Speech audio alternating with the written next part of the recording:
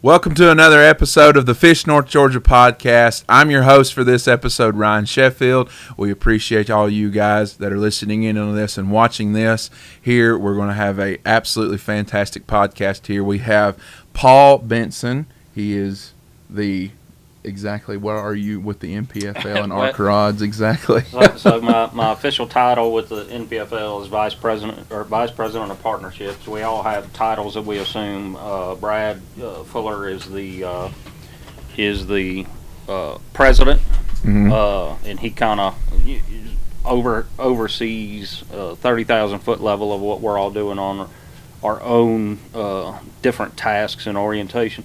We do everything we do, so there's 5 principals of the NPFL. You've got Brad and Michelle Fuller, Mike and Kathy Como, Alan McCullough, and myself. It was started about I think we're probably in our 4th year of business, probably going on 5th year of business. We operated as a business for almost a year before we put the first tournament out. Okay.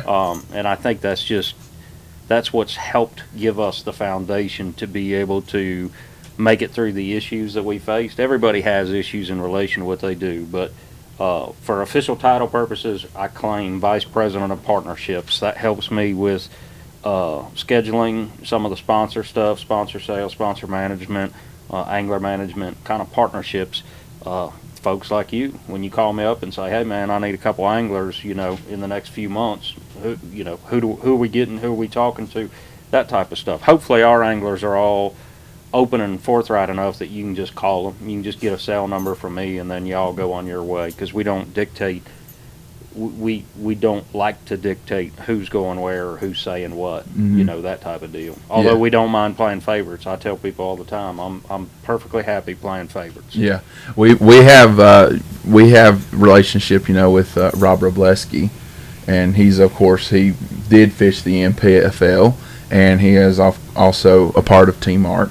He's on pro staff with Team Ark. So, all the guys that we have met through the NPFL, Fletcher, some of the other guys too that we actually know, absolutely fantastic, very professional at what they do, stand-up guys, and they're always willing to reach out and always willing to help. So you got a good basis there.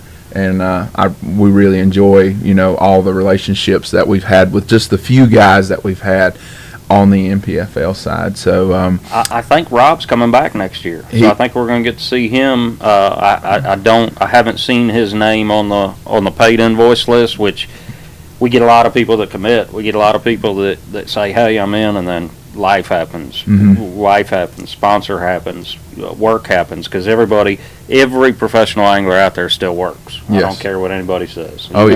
Even the top 1% of the 1%, they're still working for somebody. They're giving their time in exchange for money, goods, services, whatever, to be able to do what they want to do. But even that top 1% is still working every day, all day. So I believe Rob has committed. I haven't looked at the updated list of anglers. That is some good news. We've got paid deposits for 2024. We've got a line of guys standing there waiting to pay. We're just waiting on, essentially we filled 57 available spots. Our full field next year is going to be 130. Yep. We had 75 this year. So we essentially took the deviation between what we had and what we've got now and said we'll go ahead and fill those spots now, and maybe 12, 13, 14, somewhere around in there was the paid deposit list as of last Thursday. We're just not waiting anymore. We've waited in the past. We've tried to work around everything and work around everybody else. But we've got anglers already paid deposits, so we're going fishing either way. So you're either going to fish or you're not going to fish. You got to make the decision, right? For everybody, yeah. On the angler front, yeah.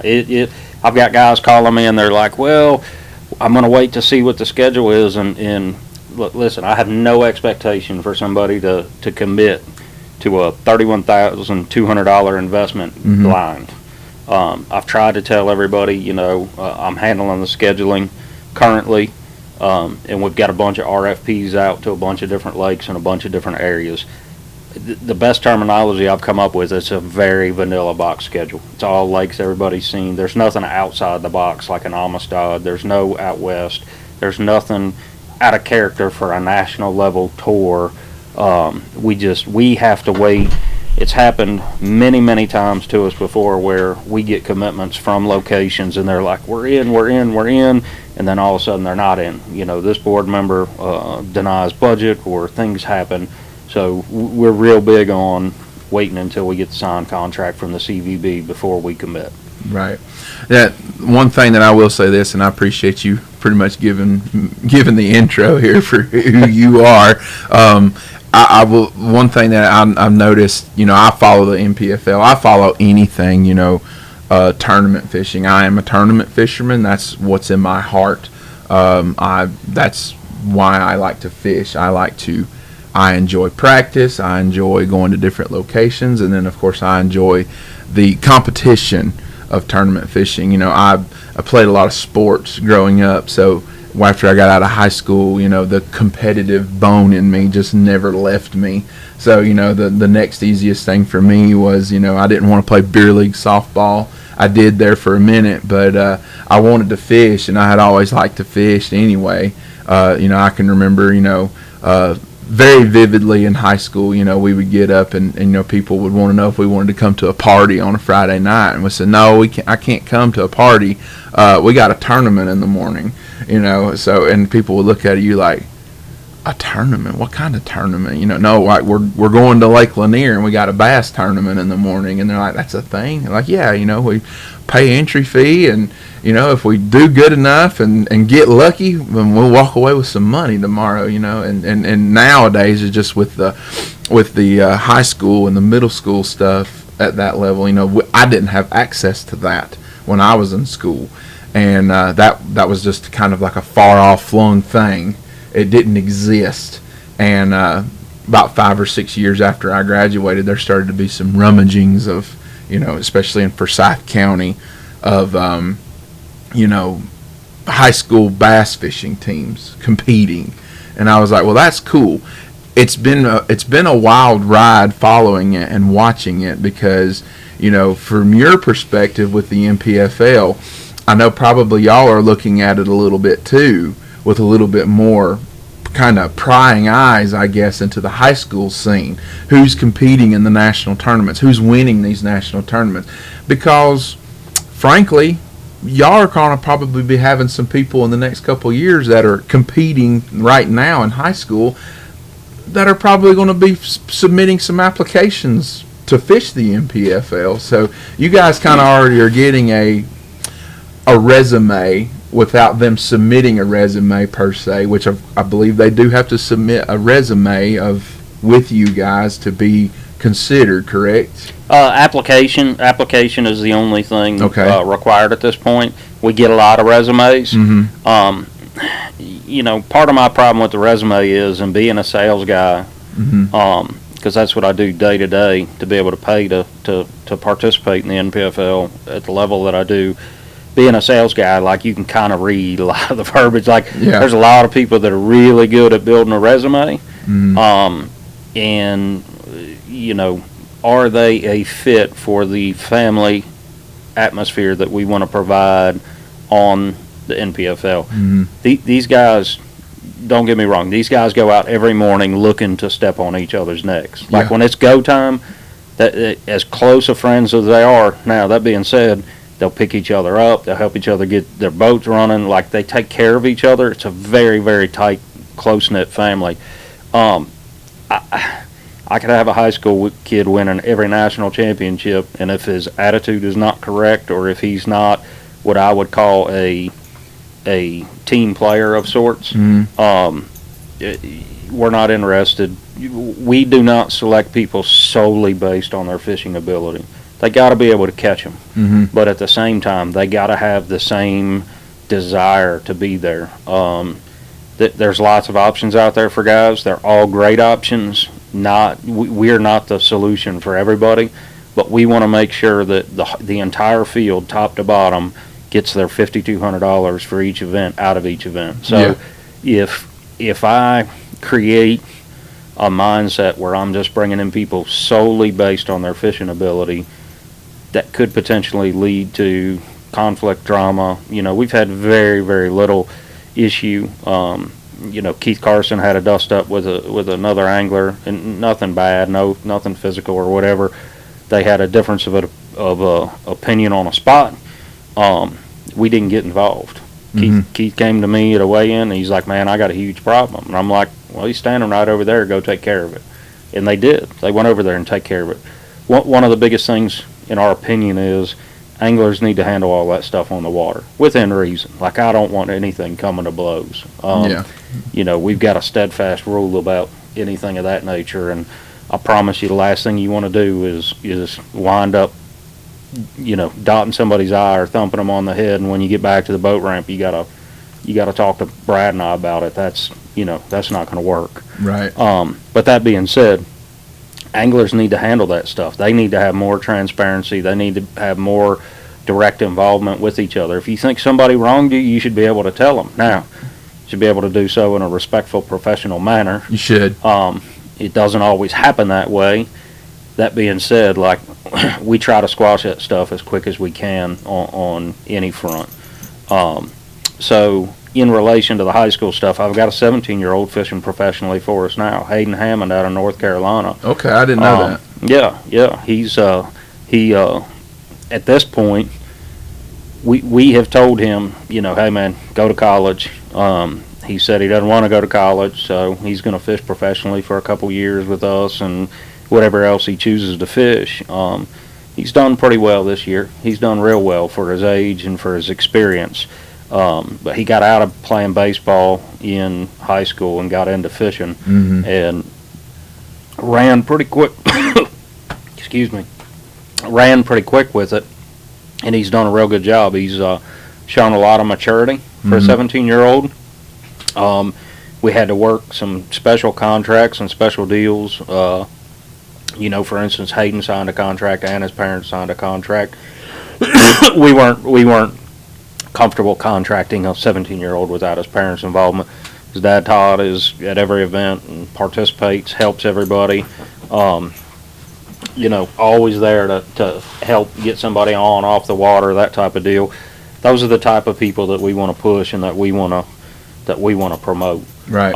I think there's a lot of that in high school fishing. To answer your question about high school fishing and college fishing, I do watch it as much as I can. Bandwidth being what it is, it's hard to keep up with 75 anglers, let alone 130, let alone the 40 or 50,000 that are out there in high school fishing right now. And I think that number I got from Gary Mason about 4 years ago, so I would guess we're probably pushing 70 or 80,000 in high school and college fishing now. But we need to get those numbers up to understand where we're at with them.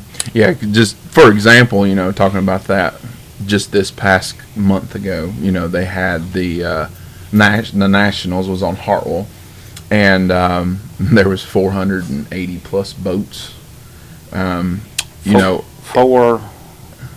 Man, now I'm not going to remember the number. I thought it was 427 or 428, but I could be wrong. I went up there and watched them for it. It was over 400 boats, which is a ton. I was told it was 480, but we won't go into no more details about that because there was actually a miscommunication with some teams. Yeah. I talked to some folks. I talked to some representatives of Bass about it. And it was like, and I understand there was some emails sent out to folks that shouldn't have got. And in my opinion, Bass did the right thing. They let everybody in. They didn't go back on it and say, "Oh, well, we sent you the wrong email. Sorry." They let everybody in. They ran a 3-fish tournament at Hartwell in July. I was there for the second day of competition. I didn't see a dead fish issue. Like those are things as somebody who organizes and helps run an event like this, there's certain things that you kind of cue on and key on, just standing and observing. I saw the utmost priority in fish care. They had guys rotating in and out and off the stage. The fish were not out of the water that long. So I had a bunch of people that were, just in various groups. I'm in about 17 different group texts of different levels with folks in the fishing industry, and I thought Bass did an awesome job organizing that many boats. Well, first of all, not just Bass, but Neil Paul and his team up there at Hartwell. it truly is the pinnacle as far as tournament locations go. Green Pond, hands down, Green Pond has been. They spent a lot of money on that ramp. Oh, they did, but it's designed right. Yes. It's fully functional.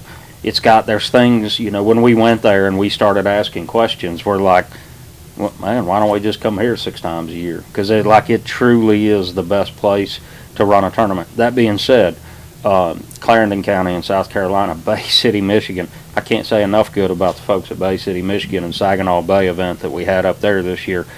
Those folks are dying for bass fishing. Yeah. So more events need to start looking out of the, I think Neil could keep his calendar full at Green Pond without even having to try. Everybody wants to go there, but there's a lot of great fisheries around this country that need some love and need some attention. Yeah, I think Lanier is one of them as well. But let's talk about that actually as we get right into that. Here, the next event here for the NPFL is here in September. What? No. The next event. Oh, we go ahead. Yeah, well, finish. So you got an event coming up. It's not the next one. Yeah, it is the next one, right? The next one is September. It is Eufaula, It's Oklahoma. Eufaula. Yes. Okay, so it's Eufaula, Oklahoma, and then Lanier. Yeah, correct. Our final event is Lanier, and it's end of October. Okay, so that's going to be an interesting play tale there on these last 2 events, because this is y'all's what is this, your third year now with the NPFL? Third year of competition. Y'all's Angler of the Year has not been decided yet until the final last, the second to last event. It's kind of like, okay, well, these 4 or 5 guys, it's going to be between them. And then that last event after the first day, it's like, all right, well, it's between maybe these 2 guys, or maybe these 3 guys, or maybe even just one guy. It's like, well, all he's got to do is just catch a limit the last 2 days, whether it's 10 pounds or 20 pounds, it doesn't matter. He's going to have this locked up and he's going to win it. The competition, from what I've known, because as I said earlier, I'm a fan of tournament fishing. I eat, sleep, and breathe tournament fishing, and I pay attention to every single one of y'all's tournaments. The level of competition that I see in the NPFL, these guys, most of them, I guess, as you said, they all work a full-time job on the side. Then they fish. They fish as much as they can. They compete in the NPFL, and yet they still, you have to catch them. You absolutely have to catch them. You can't just go out there and lollygag about it and be like, well, 14 pounds is going to be all right. No, if you screw up on 14 pounds one day, you're going to be looking outside the top 50. And you've got to come ready to go. You guys have several guys like we talked about earlier before we started this podcast. Patrick Walters, he fishes with you guys. He also fishes on the Elite Series. These guys they're not intimidated. They are ready to go, and every single one of them, I feel like, from what you see, they feel like they go into every single event, I'm going to win this thing. I'm going to win this thing. And then having that family atmosphere type deal that you have from a competitive standpoint, I think that takes it to an even another level with the NPFL that, for me, I don't fish on a professional circuit, but if I have a guy that I'm fishing against in a tournament and my phone rings and he's like, hey, I got some fish. I'm looking, I don't have any G-Juice. Do you have any G-Juice? Yeah, dude, I got G-Juice. Where are you at? It doesn't even register with me. I'm going to help my fellow competitor. If he needs something, I'm going to help him. Maybe he needs, maybe he's fouled a plug or something in his outboard. Well, I carry a socket with a 5/8 deep drive on it that you can take a plug out. Hey, pull out Callan off. Let's get up here. Let's see what plug might be fouled. If it is a fouled plug, that kind of stuff just doesn't, second think twice in my head, I guess is the best way to say it. And I think you guys have, from what y'all have been doing with just screening a bunch of your guys and kind of, can I say screening? Is that a good way of kind of putting it? Screening is exactly it, because we get a lot of people that kind of chastise us or try to take us to the woodshed, saying that we don't have qualifiers. Well, bro, I can tell you our qualification process is as strict and stringent as anybody else's. Yeah. In relation to qualifying with the ability to fish, in my opinion, if I was an angler, I'd much rather go qualify through being able to catch fish than have to go through an interview process with guys like Brad Fuller and myself, Al McCullough, because we are looking at a much broader scope of ability both on and off the water. Back to your talking about Patrick. Patrick would have picked up anybody. Like, he didn't just pick up Trent because Trent's his roommate, and that came down to ounces. The guy's ability to be able to catch him.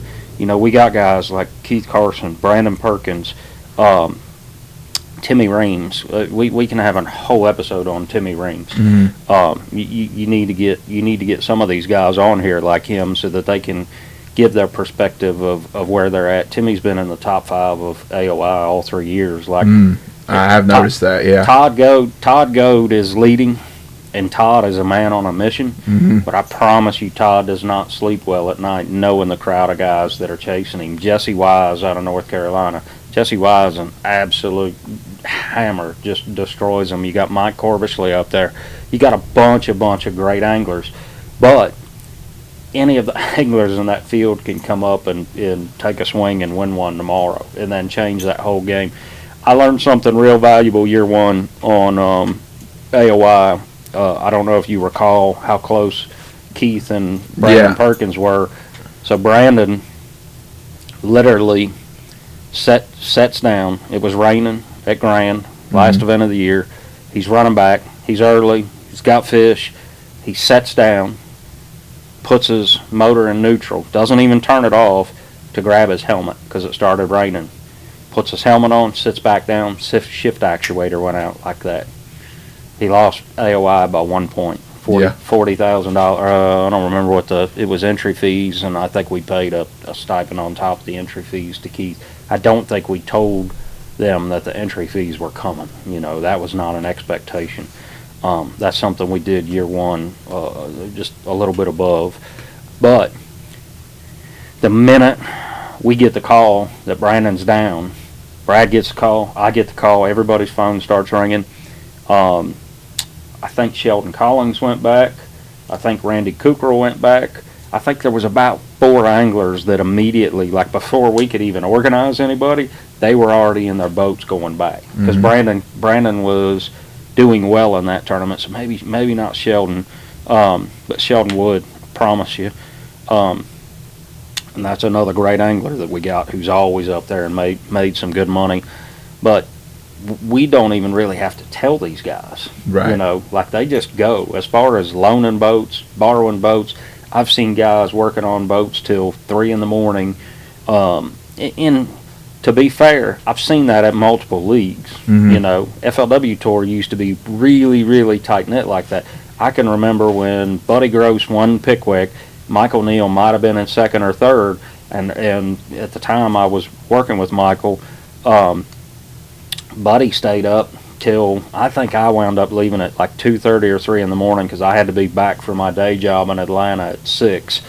And it was out of Florence, but Buddy was out there the whole night trying to get Michael's motor running.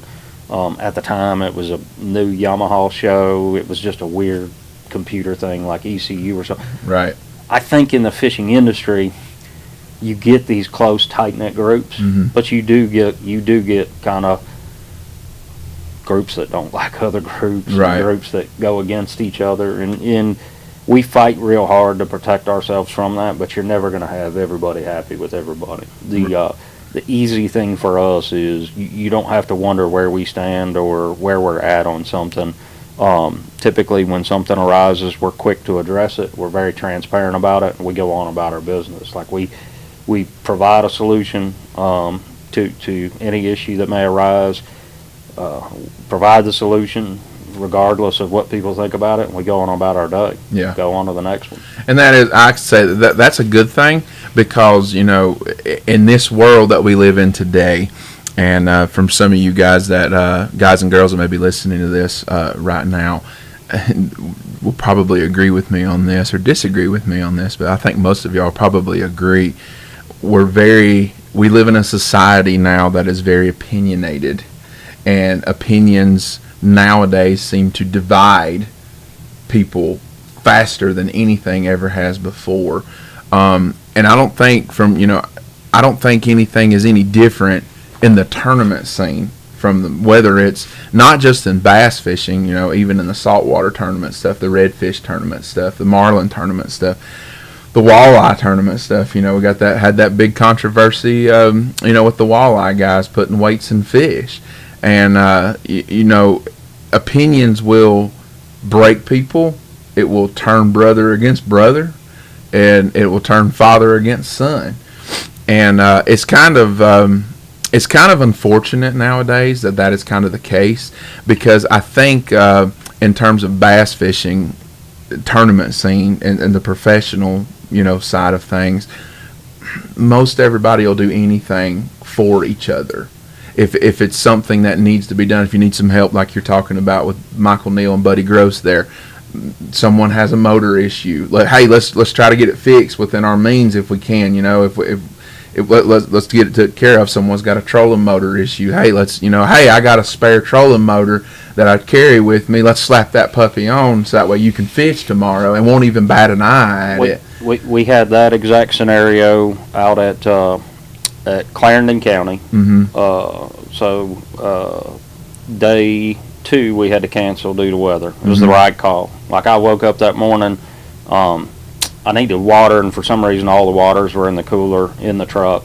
And when I hit the door I woke up early, even though we had canceled, like 4:30 or 5. And when I walked out to get the water out of the truck, I knew, I was like, man, it's the right decision. It was blowing and it was bad. And it's always easy to make those decisions hindsight. The anglers, you get 15 or 20 texts from anglers like, hey, really appreciate it. You get a few from family, hey, thanks for taking care of our guys.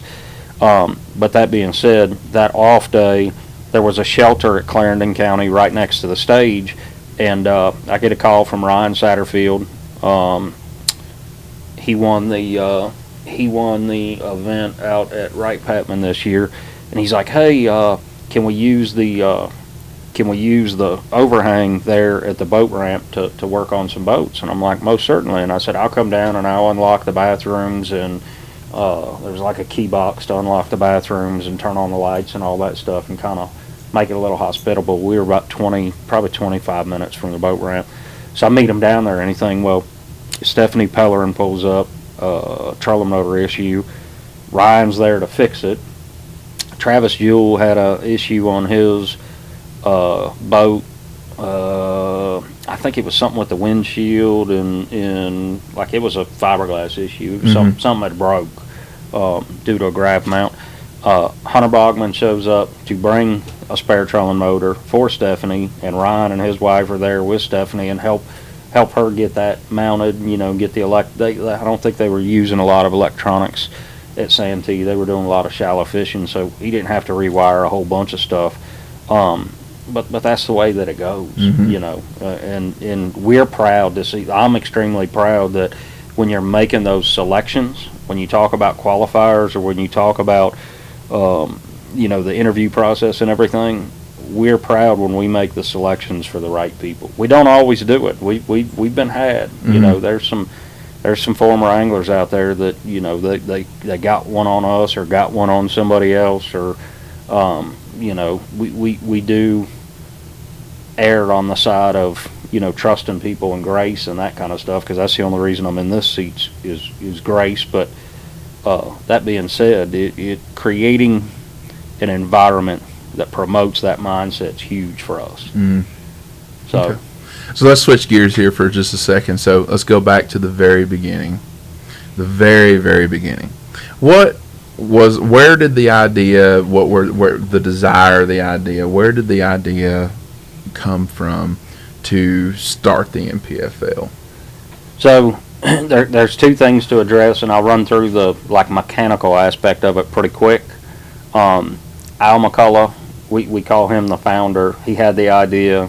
He approached Brad and Michelle at a AIA Big Bash event out, I believe it was at Lake of the Ozarks. Brad and Michelle had to drive home for their daughter's prom, which, if I remember right, is 2.5 hours. So they drive home, come back the next day. I got pulled in not long after that. It was at the Forest Wood Cup that I got introduced to Al. I think James Watson introduced us. Mm-hmm. And I don't know if they just said, look, who's the craziest people in the fishing industry who will try something that no one else is willing to try. I don't know how my name got drawn up into it. The longer piece of the discussion is the mindset. We all had friends. We all have lots of friends in the industry. Mm-hmm. Like I talk about Watson, Al's, known a lot of these guys just from running AIA stuff, Anglers in Action stuff out in Missouri. It's a big trail. They do the big bass bashes, and he's the MC and all that stuff. Casey Scanlon, Jeff Sprague. I don't know all the folks that Al's run around with in his circle, but it's a pile of them. Brad owned Omega Custom Tackle, had a lot of anglers that he dealt with. I worked sponsoring a lot of different anglers. We just kind of sat down and said, man, there's got to be a way that these guys can just show up and make money.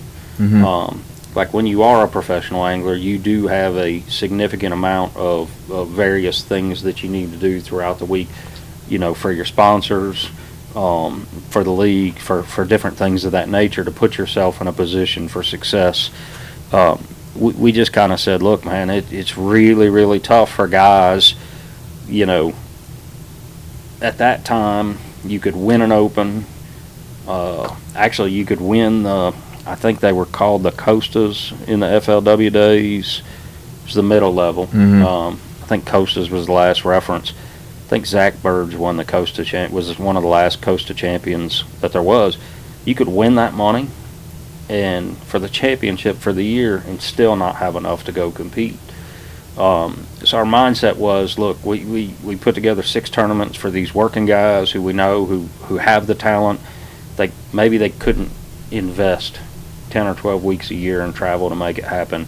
Maybe they couldn't invest the amount of time practicing and things of that nature.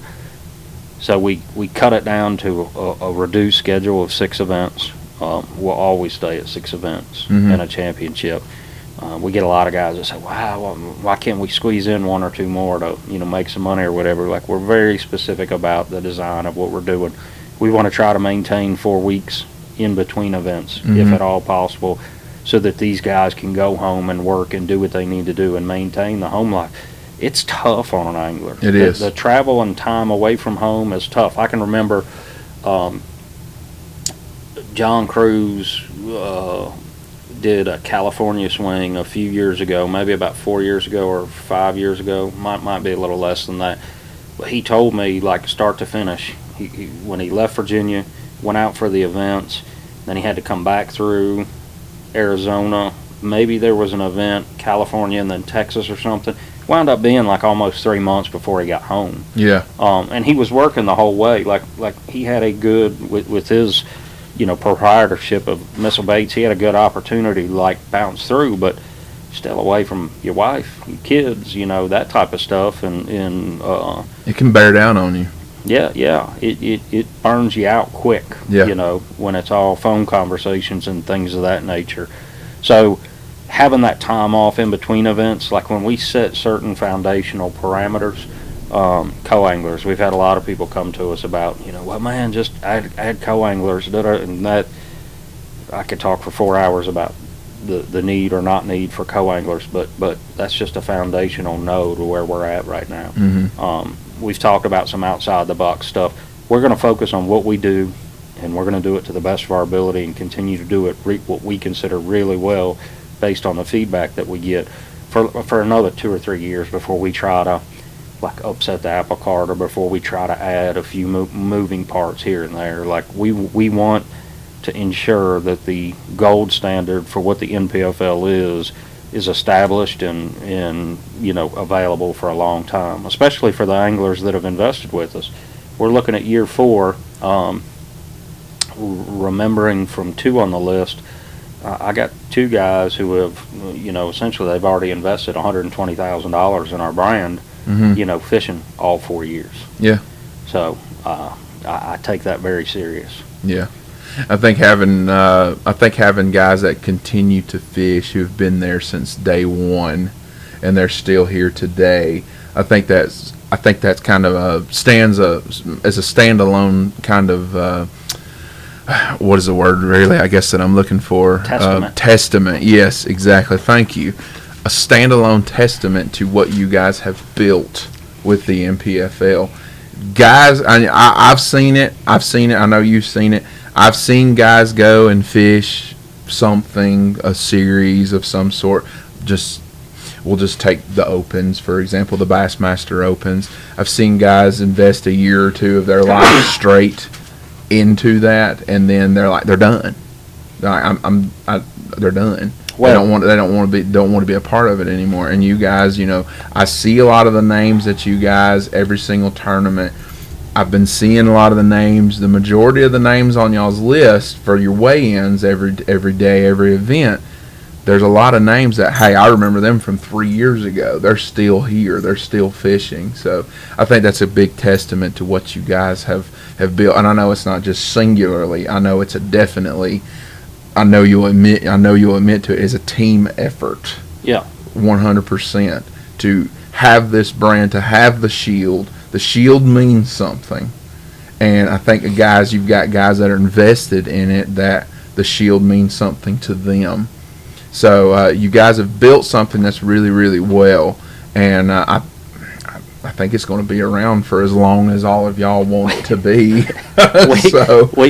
We've got some great guys. They care nothing about the check. They'll take the check. Don't get me wrong. There's none of them turning away the check. Yeah. But I've got 3 or 4 of them who, like my good buddy Stu Martell. If I said, "Hey man, you're guaranteed a shield, but you got to give your check back," no question asked, he'd do it. He'd do it in a heartbeat. He wants to do it the right way. He wants to win it. He doesn't want it handed to him, but he's bloodthirsty, and it's not. He's doing it for the shield, not the check. We got a lot of guys like that. A lot of really, really good guys. That's all we want. Like, we want to create a home environment for these guys where they're comfortable to come do what they want to do. Mm-hmm. They can still maintain their home life, a happy home life, a happy work life, whatever their choice is. Talking about the guys who have been there 3 years, going on 4 now, is really important. Even the guys that have left. We've had some guys leave. We've had some guys leave and fish other stuff who are coming back. We've had some guys leave mad. Not necessarily mad specifically at us or the league for whatever reason. There are guys out there who are doing this, who have done this for a long time. And some of them just haven't come to realization maybe they shouldn't do it. Maybe they don't need to do it. When you're talking about somebody that goes and tries the Opens for a year and he's like, yeah, I'm done, I'm out, whatever, like that, I can tell you that's why I'm sitting here. I have zero desire to be a professional angler. I was real fortunate when I got started in this industry to get to see firsthand. I mean, I had guys coming by the house. I've had Elite Series champions come by the house and sleep on my floor on an air mattress, because that's what they got to do. Yeah. I've had a lot of Opens guys crash at the house. A lot of, and they still can. I don't reserve that for, just guys in my league. I got buddies in the BPT. I got buddies in the Invitationals. I got buddies that fish the Opens. I got buddies that fish the Elite Series. That. All that being said, we really want to make something where everybody feels like they're home and this is where they want to be, and that's what we got to have. That's part of the interview process when we talk to probably some of the higher profile names, I'll say. We're having a lot of conversations right now with guys out of other organizations, and it's the same conversation. It's hey man, get in where you fit in type of situation. But if you come over here, we're not looking to exploit somebody's name, regardless of how big they are or what they offer in relation to that. We want to make sure that those guys come in and they are good stewards, to the organization. those guys that have been there 3 and 4 years already, 2 years already, and we want to make sure that that they play well with others. You know, we just want guys to show up, have as much fun as they can, and make as much money as they can. If we do that, everything else falls into place. So if we have anglers who are constantly telling their sponsors how we do, you know, how our events run, all that type of stuff, the fan base, we get a huge outpouring from the fan base. We do have some critics out there, and they're always fun. There's always critics. Always critics. We don't pay a whole lot of attention to the nonsense, but we've gotten some good feedback from people on stuff, you know, about whether it's, you know, replays or how much Luke and Fat Cat are talking about a particular angler or whatever, or, you know, things of that nature. We do get a lot of feedback, and I want to say that we're open-minded enough that we listen to all of it. Whether we agree with something or disagree with something, we're going to listen to it. There's a lot of times, you know, Brad and I will be cutting up on a particular instance. You know, hey, should we try this, or should we do this, or what's this? The first thought out of all of our heads whenever we go to change something or whenever we go to do something, how's it affect the anglers? The very first thought. We go through every possible outcome we can to see if it's going to adversely affect the outcome of a tournament for an angler. We do not want that. We do not want these anglers having anything change. We're not adverse to change, but at the same time, if it's not going to change in a positive manner for the participants, we're just, it's not a priority to us today. But that's just how we move. That's when we offer solutions, when issues come up and we're offering solutions and stuff, we do have a really good team effort that we sit down and say, okay, what's best for the anglers? And that's a tough thing to do. It's a tough thing to do when, let's say, you have a rule judgment or a rule call, and typically the guy who's being accused of something and the guy who's accusing somebody of something, now all that's public knowledge for us. If we're fishing an NPFL event and I'm calling you on a rules violation officially, I have to do it in writing, I have to do it immediately, and I have to sign my name to it. You know who your accuser is. Do you know how much that's cut down on, you know, I believe we've had one, and it was justifiable, it was on film, you know, and it got cleaned up really, really quick, and there was no, we've had a lot of other options where somebody comes in and they say, wow, so-and-so's doing this and so-and-so's doing that. The first thing we always do is direct them to our tournament director. Do you know Sean Mulhall?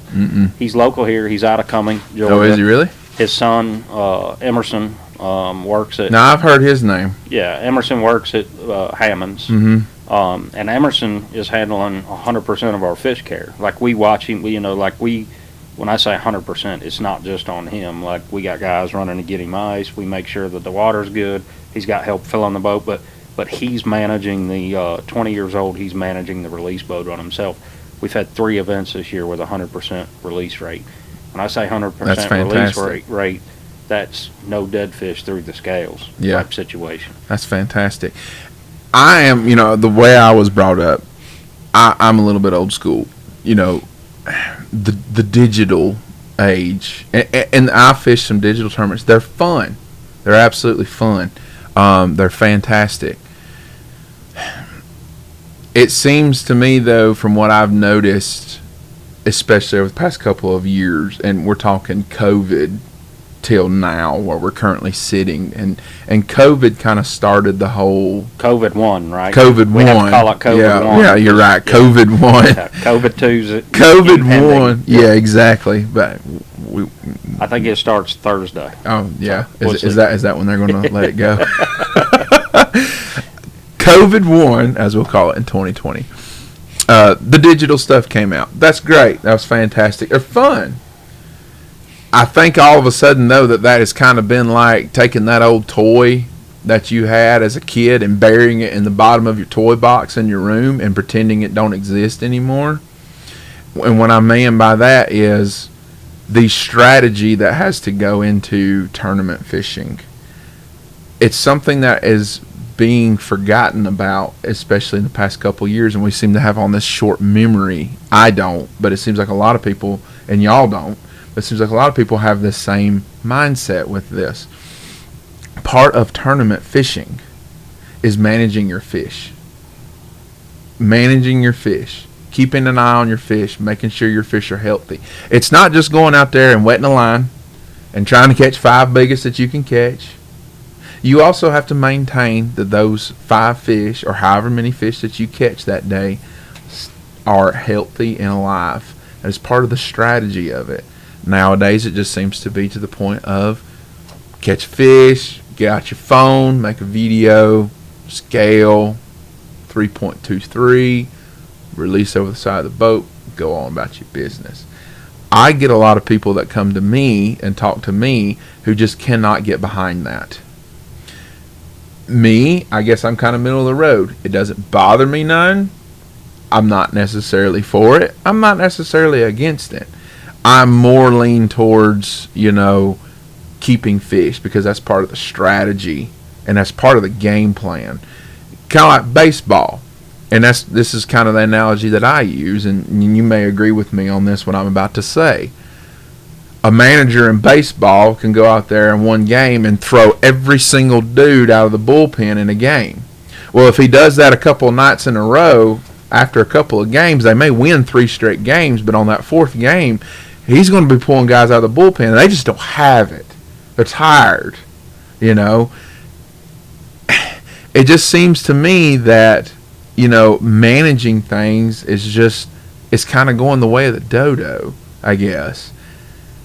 I don't really necessarily, as I said, I don't necessarily go against it or go for it, but I am leaning towards, hey, the strategy of tournament fishing is still managing your fish. You have to take care of your fish, and you have to release them.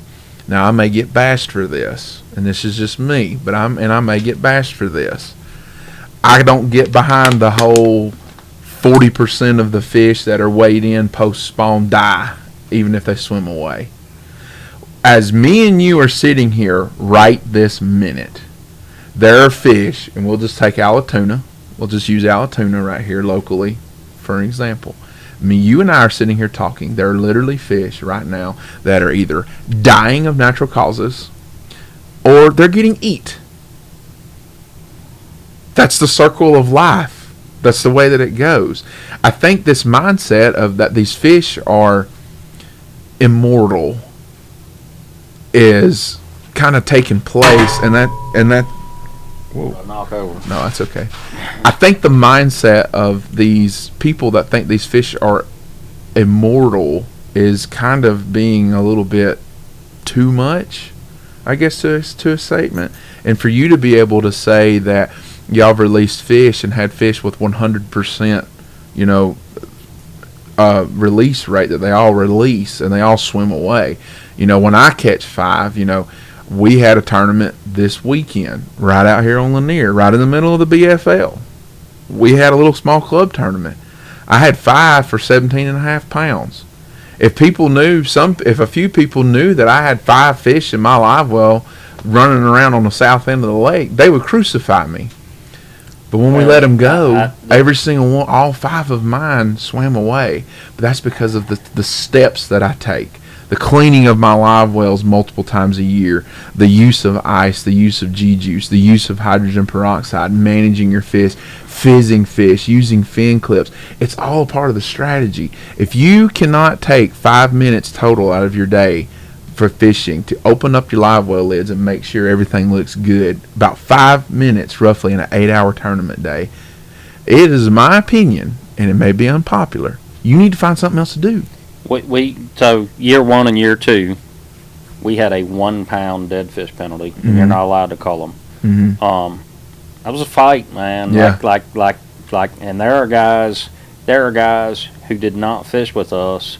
There's guys who didn't fish with us because we don't cut. There's guys who don't fish with us because of the 1 pound penalty.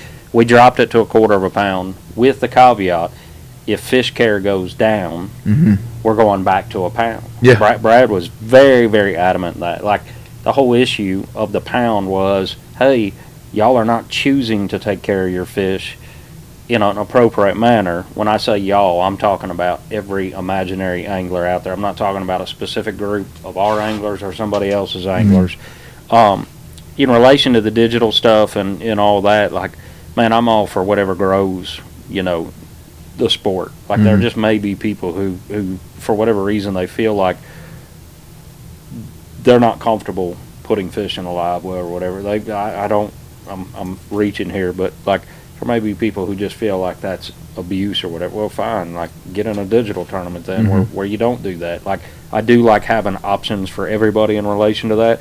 The digital stuff really cranked off with kayak fishing, which is growing and it's huge, and I think that's a great thing. I think, the kayak anglers bring a different element to it, and I'm glad to see that there is some crossover between that. I know Greg DePalma's had some really good tournaments kayak angling this year. I talked to him about it at ICAST. Known Greg for quite a few years, and he's just a great dude. Well, that just opens up an avenue for income for him to be able to afford the Elite Series that much easier. Like, those are the kind of things that I'm hoping we can expand on and grow on. Fish care is hugely important to us. We do maintain a high level, high standard with our anglers. It is, but I do agree with you. I think there are some anglers. I have had some issues over the past few years where an angler comes in with 3 dead fish or 4 dead fish, whatever. Well, my live well pump quit working, or and it was something mechanical related to the process of what they utilized that went sideways. I agree with you. Like, you need to be prepared for those situations to the best of your ability, but that's why we have the penalty. But let me ask you this. So if you're good at fish care on the lake, how did you get good at it? Because I know how I got good at it. I got good at it by doing research, and I got good at it by practicing some practices that I utilize now. Gotcha. So I mean, and I don't want to spin this on me because this is about you, but for me, I'll tell you this. So and you may or may not have heard of the way I do things, and I've taught a lot of people the way that I do things, and every single person that I've taught how I do things, they've all come back to me and said, this is a fantastic way of doing it. I can't believe, how did you figure this out? And I'm like, well, kind of trial and error and research. A combination basically of watching an old YouTube video that wasn't originally a YouTube video, it was originally a VHS of Doug Hannon, the Bass Professor, talking about hydrogen peroxide and using hydrogen peroxide. Well, the chemical formula for hydrogen peroxide is H2O2. Well, when you put H2O2 into O2, or H2O, which is water, the hydrogen chemical gets broke down in the water, and when you add G-juice to it, which back then when he did it, they didn't have that. He just used hydrogen peroxide. But using hydrogen peroxide in parts per million actually rejuvenates the water and actually makes more oxygen in the water. And of course, obviously, from the second standpoint of that is, what kind of water holds oxygen the best? Cooler water. So what I do is, in the summertime, I take 4 bags of ice. I get up in the summertime tournaments, I get up an additional hour earlier than you really should. Okay, I get up sometimes at 3 a.m. I buy bags of ice the night before, not for my cooler to keep my drinks cool. These are specifically for my live wells in my Phoenix. Open up those bags of ice. I put both bags in both sides. It's a lot of ice. Okay? Well, people say you're going to shock the fish.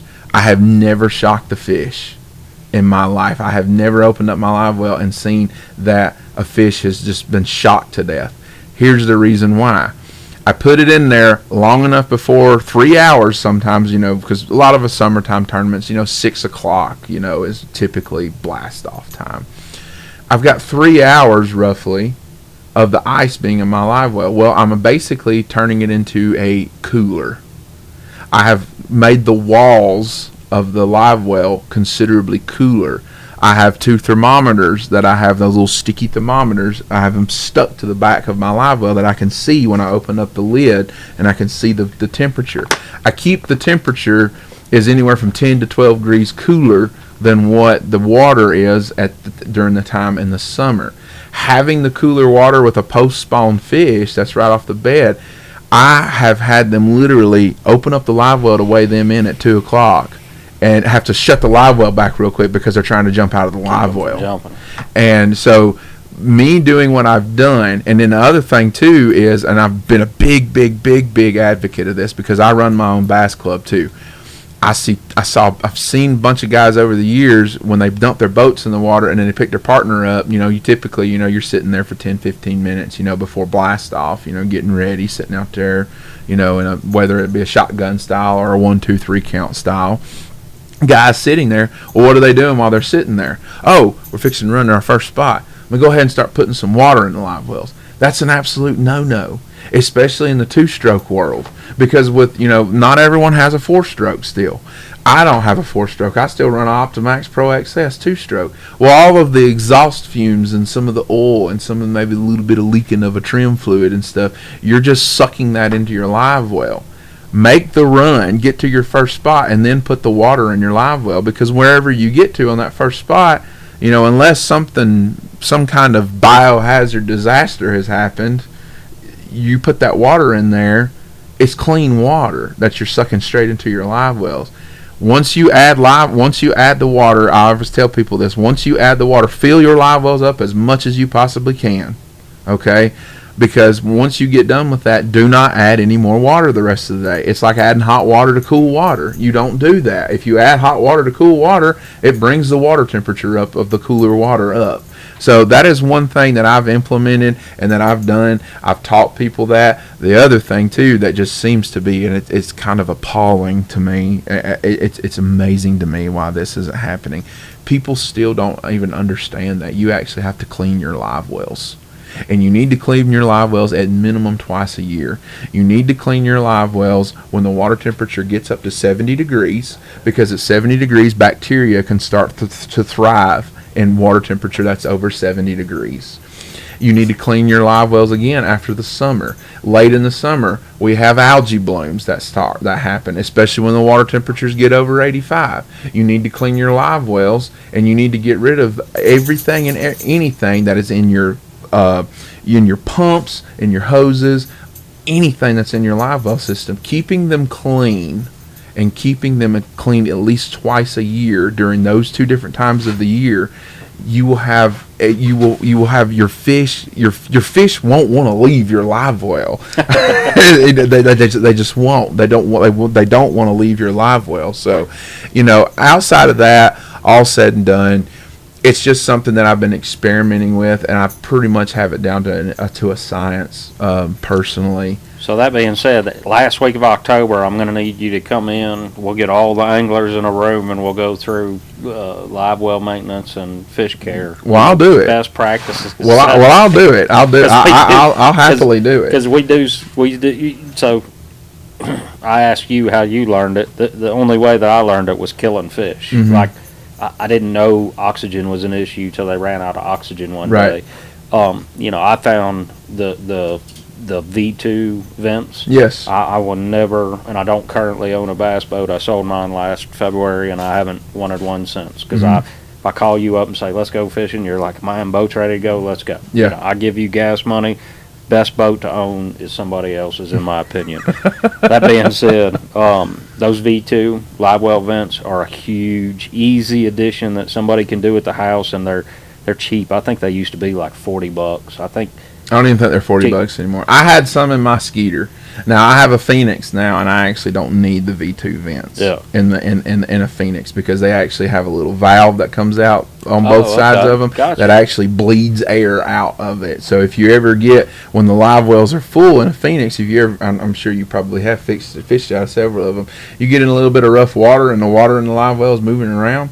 If you look at those 2 little vents that are back there on the back deck, you'll see the water every now and again will bleed out of it. Well, that's actually water that's coming out of the live well that's splashed up in that thing, and it basically makes a little straw suction that sucks the air out of it. But the V2 vents, if you don't have those in if you don't own a Phoenix, I think I think Triton does it now. I think Triton has them. Don't quote me on that, but I think Triton has those little vents as well already in them. But if you don't have a boat that has them, those V2 vents, as soon as you get up in a hot day and you take off and you run to your next spot, all you're doing is pushing the wind is going into that vent, going into the live well, and then it's escaping back out, and it's pushing all that ammonia and hot air out of it.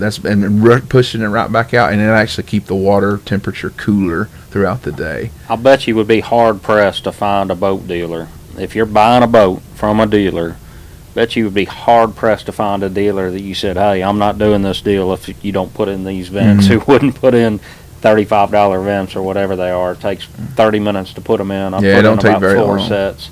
So those are just simple and easy things that you can do in relation to fish care. Do y'all have guys on the tour that have those in their boats? Mm-hmm. Yeah. We have guys that have those. We have guys that have oxygen bottles. We have guys that have every piece of technology that exists out there. That pound penalty really put it into their head that they got to do it. Yeah. We dropped it to a quarter pound. We haven't seen any fish care, drop or anything at this point. Next year we're probably going to have around 65 new boats, and that's just a sheer arbitrary guess of a number. We don't know what it's going to be. And we'll have to go through the fish care process with them. A lot of those new boats may or may not have been with us in the 1 pound penalty days. So we'll have to keep an eye on it and just make sure we're doing everything right. But we own our release boat. Emerson gets a lot of information, a lot of training. And there's 4 sets of eyes constantly watching that boat to make sure that we're doing everything we can to make sure every fish lives. That being said, I'm kind of old school like you were talking about. We all get a legal limit that we get to harvest. I know for a long time when I was fishing at Altoona a bunch, I used to fish a bunch of tournaments, and I'd fish 5-6 days a week at Altoona. I lived on the bottom end, close to Blockhouse out of Emerson, Georgia, and when I was fishing a bunch, I would catch a limit of those like 13.5, 14.5 inch spots, and I'd carry them up to the causeway and give them to a family that was meat fishing on the bank. Yeah. I would do that maybe 5 times a day, 6 times a day. Yeah. Harvesting fish is not the end of the world. No. It does not destroy. I will say, a few years ago, a bunch of the folks that I think Craig and Daniel and just a bunch of the bigger folks that ran tournaments and participated in tournaments down at Altoona, they got on a big kick about not holding championships around the spawn and not holding a lot of big tournaments around the spawn. I will say the spawn has got better on Altoona. Since they've come to the conclusion of not having big money bed fishing tournaments, the largemouth population has improved. Yes. I have no data to back that up. I'm not a scientist. I'm not a doctor. And I will say that lakes are cyclical. Like we're seeing a Lanier and an Altoona on the upswing right now. Like both of them within the next 2 or 3 years. Eufaula and Alabama's coming back. I think Gunnersville's coming back just based on what I see. I think it's early on the Gunnersville side, but Eufaula, Alabama's definitely coming back. And I think that these resources, I think they can get too much pressure. I don't think that this whole new forward-facing sonar debate and everything, I think it's just like anything else. Like, it's still new and it's still a lot of guys learning about it. Like, the fish will get conditioned to it. Whatever we do, the fish do get conditioned to it, I believe. And I don't think it's a bad thing per se. I don't think it's going to affect the quality or the levels of fish or fish care in events. So I'm not, we don't take any issue with forward-facing sonar type stuff. I'm all for any technology that helps our industry grow and make money. Yeah, and that is one of the big things. You see a big push right now on social medias. Forward-facing sonar, you need to get rid of it, especially on the professional level. If you're a professional fisherman, and I'll use myself as an example, but if you're a professional fisherman and you don't have all the technology that you desire to have, you can't complain when someone beats you using technology. If you are a pure, I'm going to fish in 5 foot of water or less guy, and that's how I'm going to live, eat, sleep, breathe, and die by that, you're going to have your times of the year where you're going to dominate. You are going to have your times of the year where the forward-facing sonar guys just cannot keep up with you, because if the bigger fish are closer to the bank, the forward-facing sonar is kind of useless to an extent. If you don't have it, though, you can't complain, and that's just my opinion. Where you got all this backlash on forward-facing sonar, where was the backlash when side scan came out? Where was the backlash when structure scan came out? Where is the backlash when you're able to now, and I utilize it more than I do anything in terms of my fishing, where was the backlash in being able to shade various depths on your graph when you're hunting stuff? Where's the backlash in that? You don't really hear about it a whole lot. But forward-facing sonar, the minute you say live scope, well, I think some people lose their mind over it. I think there's a lot more people on the internet, and information travels a lot faster nowadays than it did even 5 years ago. And that's a true double-edged sword. Like, a lot of good things come of it, and a lot of bad things come of it. But like back when you're talking about side scan and all that stuff, I don't think there were dedicated forums to, like wanting to ban technology or things of that nature. I guess the oldest one out there is Bass Boat Central. The forums. I was never a forum guy. That's one thing. Like, and I talk about it all the time. I think my buddy B, Fat Cat, when we're talking about things that we do and don't do and never have done, my good buddy Brian Stockel ran probably one of the most utilized bass fishing forums out there through Bass University and Ike Live and all that stuff. I don't know if it's because I came in too late with the internet. Like, I can remember going my freshman year of college and getting my first email, and like forums existed then and all that, but I never participated in them. So like, whenever anybody tells me, hey, there's a forum, and I know that some of the Facebook group pages act like what forums used to, but like, I just never participated in many forums. We had a good one here locally, Outdoors Trader, for a while that I would buy and sell stuff in, but I just never participated in the discussion end of it. A buddy of mine started one. I don't remember the name of it. Doug Hill was Southeast Traders was his Southeast Traders. I just never participated in a lot of the forum stuff to where you get involved in all the commentary in relation to what's good and what's not good. Who I've never heard complain about forward-facing sonar? Who? John Cox. Yeah. Barry, Florida. He's never complained about it once. He just goes fishing. Arguably the best shallow water angler ever. I think I saw that he has one, and he's talked about learning it a little bit. And I know Keith's learned a lot on it over the last couple of years. I don't think those guys are opposed to like learning stuff, but just like anything else, they're going to go out and do what they continue to do that makes them successful. And I respect that. In relation to the forward-facing stuff, I know nothing about it. I will tell you this. I have seen, and this is why I'm not a big electronics guy, I never took the time to learn it. I had, I guess it would have been side scan from Humminbird on my last boat, and some of that stuff. But I will say that people get more caught up in they have to have this model, or they have to have a 15-inch screen instead of a 10-inch screen. Some of these folks may not complain about it as much if they save some of the money on the initial purchase, or if they buy one less unit and then go and spend money with people that know how to use them to teach them how to do it, like a Sheldon Collins. Like if you're going to spend $10,000 in electronics, a $3,500 trolling motor, 2 graphs up front, 2 graphs at the console, but it's not in your budget to spend $1,000 a day. I don't know what Sheldon's rate is, but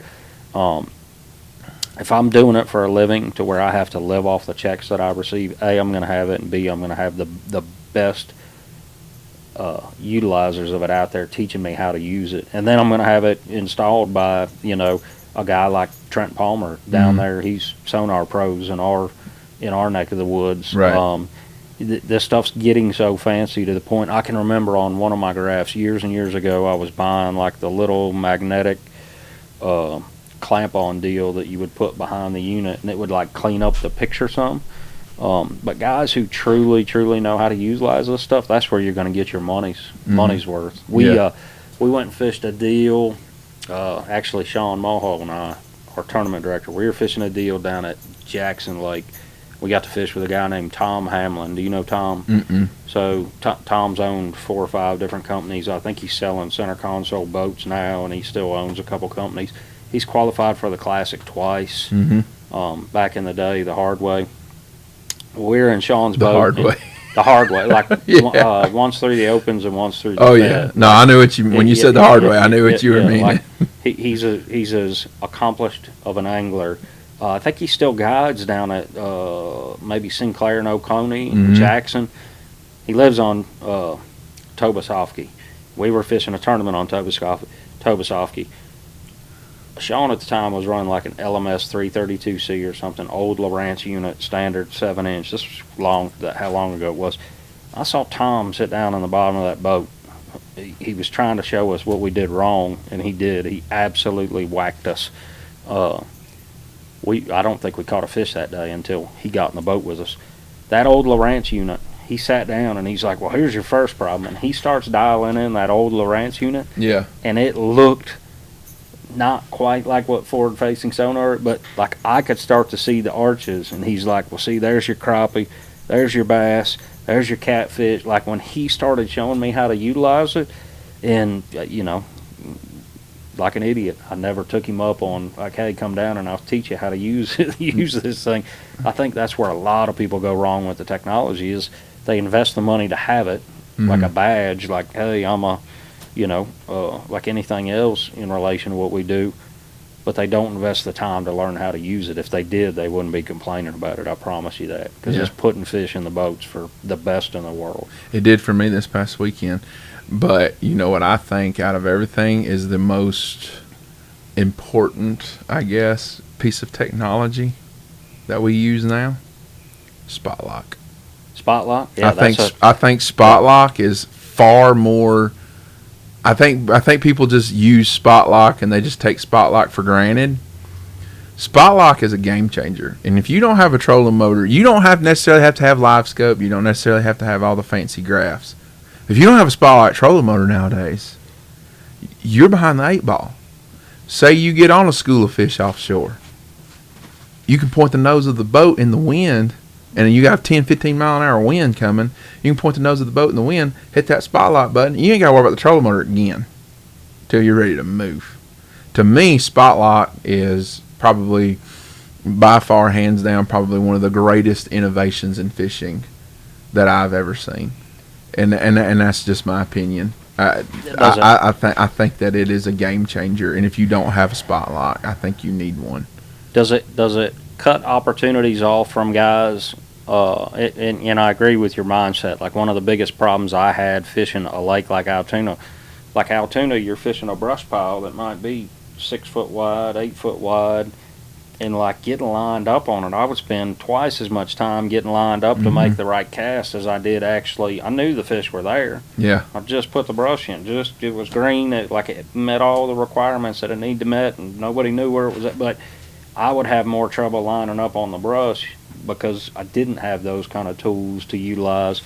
But there was a lot of times I lucked into something, snuck into something, figured something out, because I was 10 feet off of where I was supposed to be, if that makes sense. Sometimes I think the juice is here, but because I'm stupid and can't line up on it, I actually find out, well, no, this was the edge of the juice. This was the juice. Do you think as people get dialed in on the electronic spot lock and all that stuff, do you think we're still missing fish out there? Yes, absolutely.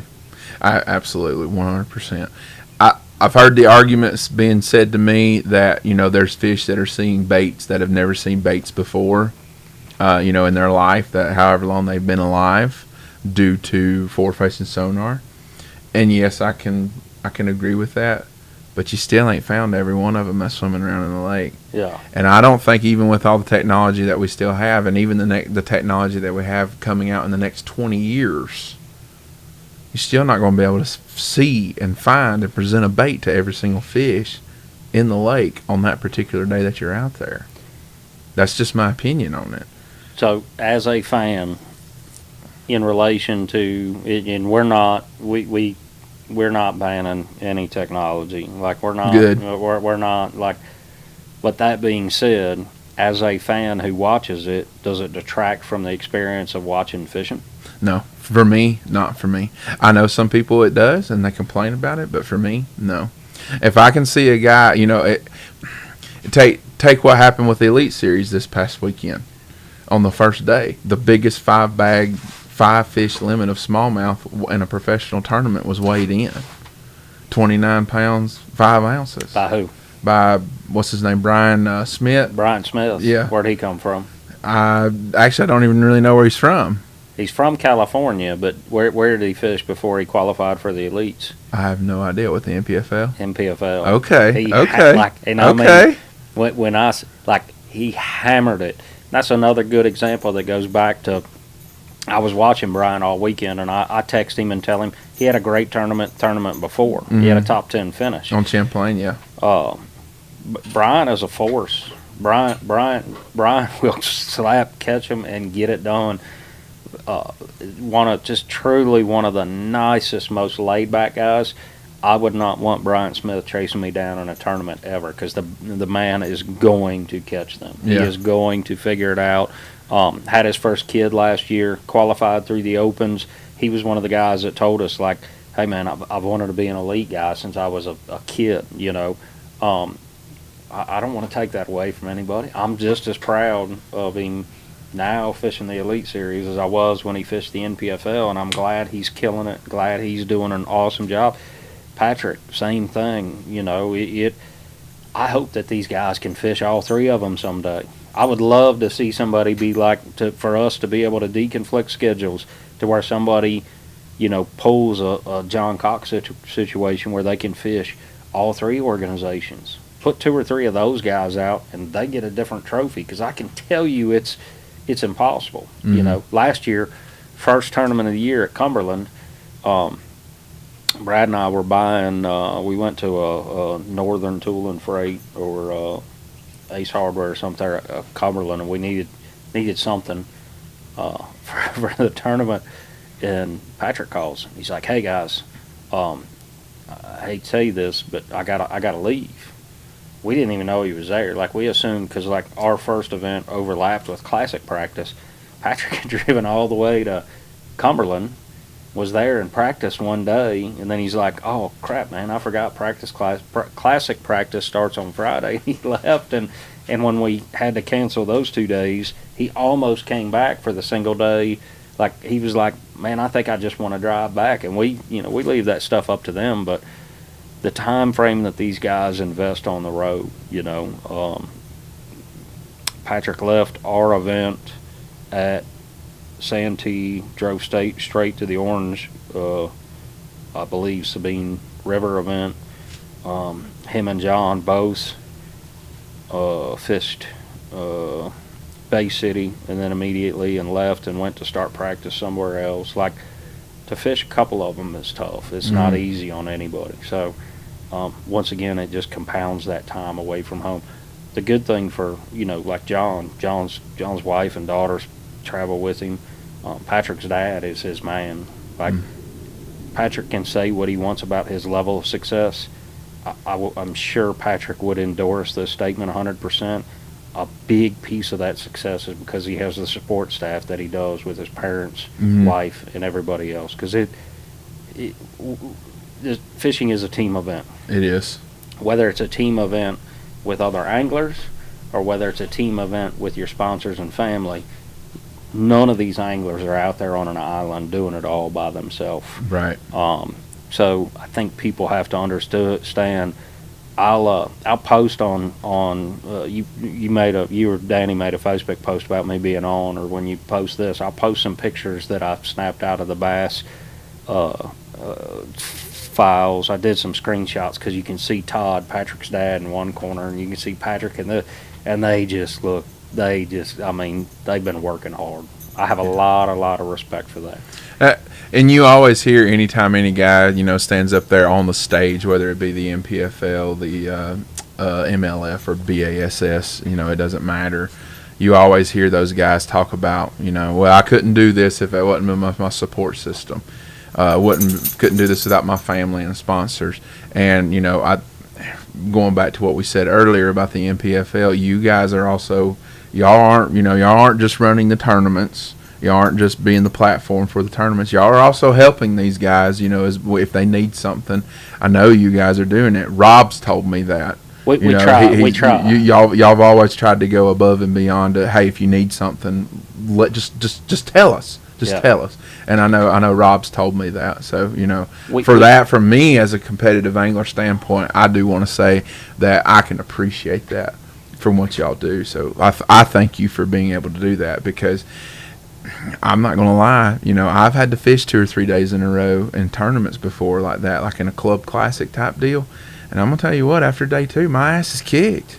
I don't see how some of these guys get up and go fish at a much higher level than I'm fishing, NPFL, and then turn around and go out to a BASS event, an Elite Series of event, and like literally on Saturday, literally have to turn around and go, well, I got a boogie here and I got to drive 1,200 miles this direction. By the way, I got to be there because practice starts Monday. I can't stop. So we try to take all those into consideration when we schedule. Yeah. Like, we really do look at it. And there's a lot of times when you just can't do it. You just can't make it happen.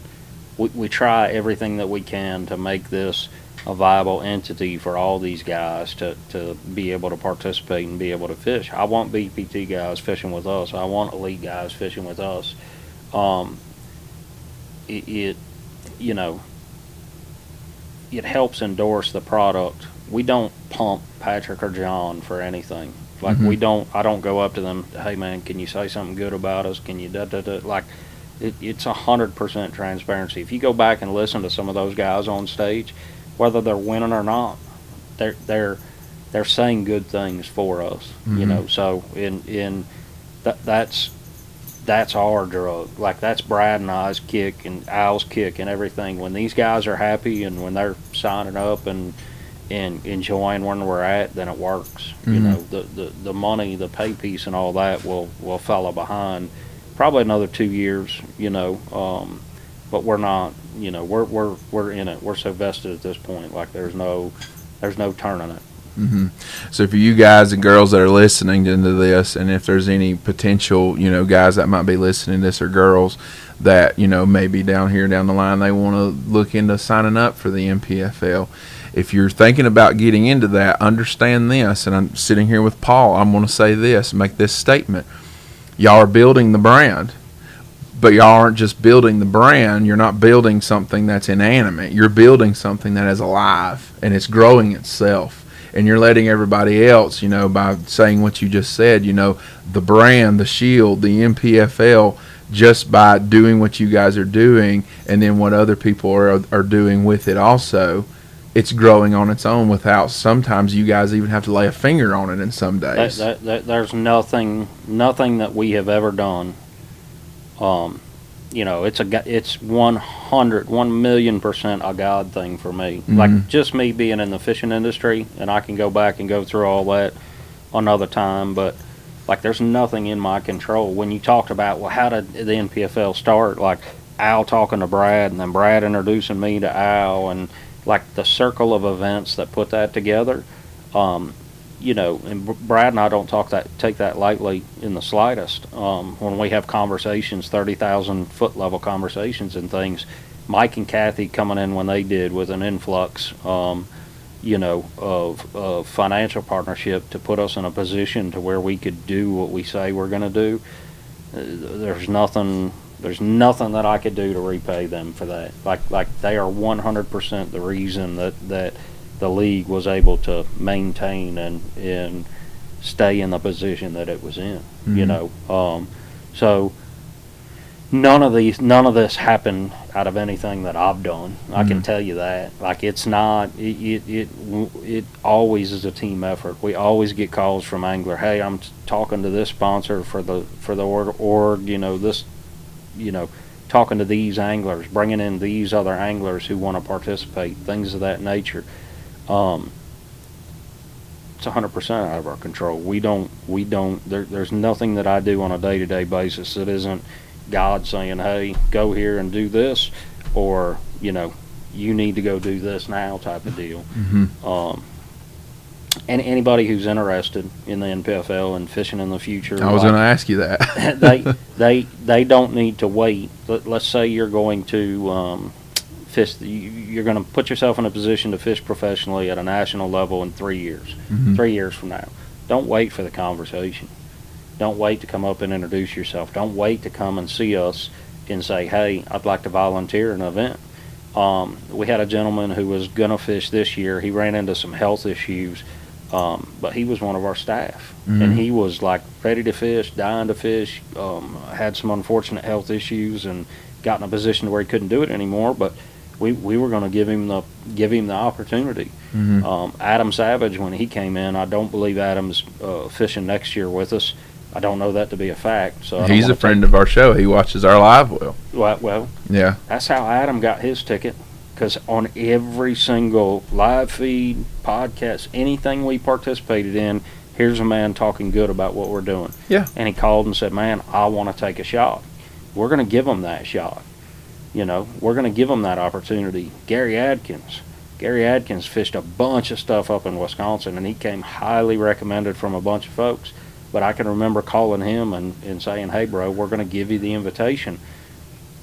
When you do it the way that we do it versus the qualification process that most folks go, I'm not saying there's anything wrong with the qualification process. There's going to be certain guys who don't have the confidence or ability to make it happen, and through that qualification process, who we feel should still get a shot. Mm-hmm. That's where the working man's tournament comes in, that type of deal. We have a lot of guys that come and try it for 2 years, 3 years, and then they're like, I've had enough, Mm-hmm. And I don't think it's anything in relation to our organization or somebody else's organization. They just come to the realization that they can't put the 4 days together, the 3 days together to make it happen in relation to the win. I hate it for those guys, but also we provide an opportunity, an option for them to take that swing without Mm-hmm. without trying to make a 10-year commitment to make it happen somewhere else. Yeah, like any other job, the aspect of being a professional angler, it's not necessarily for everyone. No. I may want to be a rocket scientist. Can I be a rocket scientist? Probably not. Do I want to be a professional angler? I don't know. I've always used to think I wanted to be a professional angler at some point in my life, but I don't know if I could. I'm not the only one that's in that same boat. It's not for everyone. Not everyone can do it. It is I hear people say about it must be nice just to go around and fish all the time. It's more than that. And I know you'll say that. It's a lot more than that. There's a lot more to it than just going fishing. And but I think you guys have built an absolutely fantastic tournament trail, and it's still continuing to grow. I know you guys are excited about it, and I know some of the other guys that I've got to deal with, that have been a part of the NPFL, they talk about how great it is and how they're excited to see it grow. And I'm sure it will continue to grow. So if there's anybody out here that's listening right now, though, and may want to potentially sign up for, and be in consideration for a future season of the NPFL, how exactly can they get in touch? Fill out the application online, on the NPFL website? Be patient, yep. Mm-hmm. In TNPFL.com, the National Professional Fishing League.com. Fill out the app, be patient. We will get back to you, Mm-hmm. whether it's via email or phone. And don't hesitate to raise your hand, hang out at an event, come see us in an event. That's really a change for a lot of folks.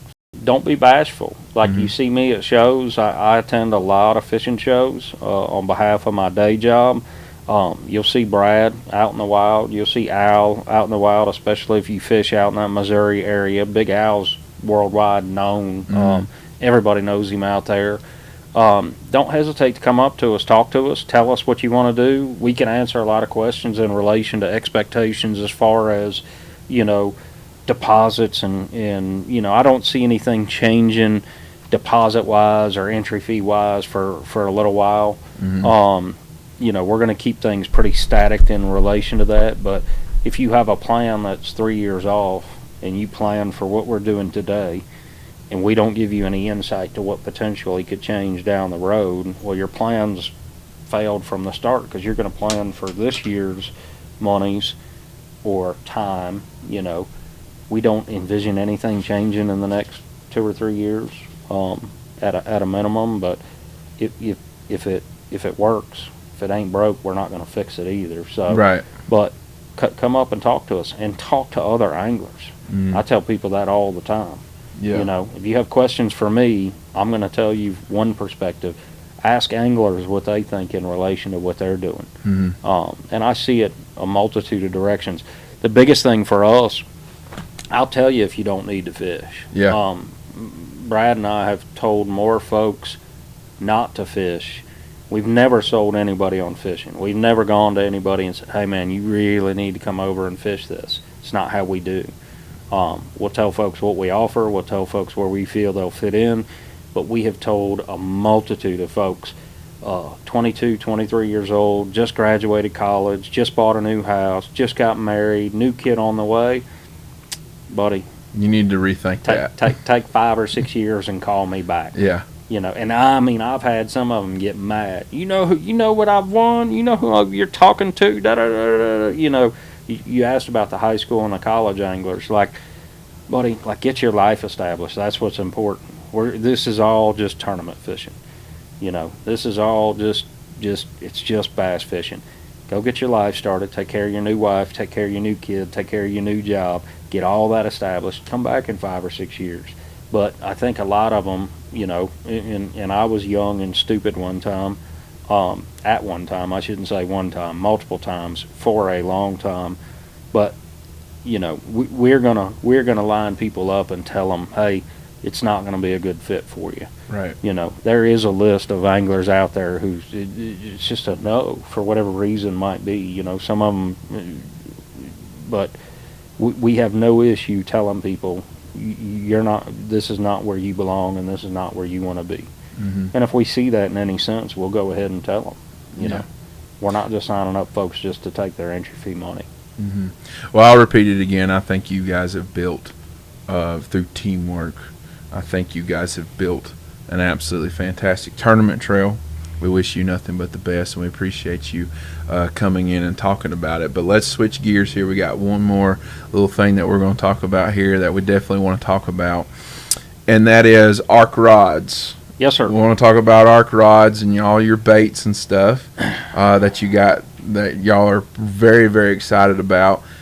First time really this past July down at ICAST that I actually really got to put my hands on some of y'all's baits. I came back home. I bought some of y'all's baits. I've used some of y'all's baits, and they've performed absolutely fantastic for me since purchasing those handful of baits that are Ark, some top water plugs, and some jerk baits that you guys have. And let me tell you something. From me as a tournament angler's perspective, you want to buy a bait, you don't want to pay an arm and a leg for it.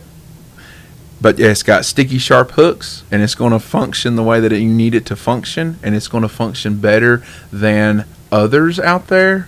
You need to really look into Ark.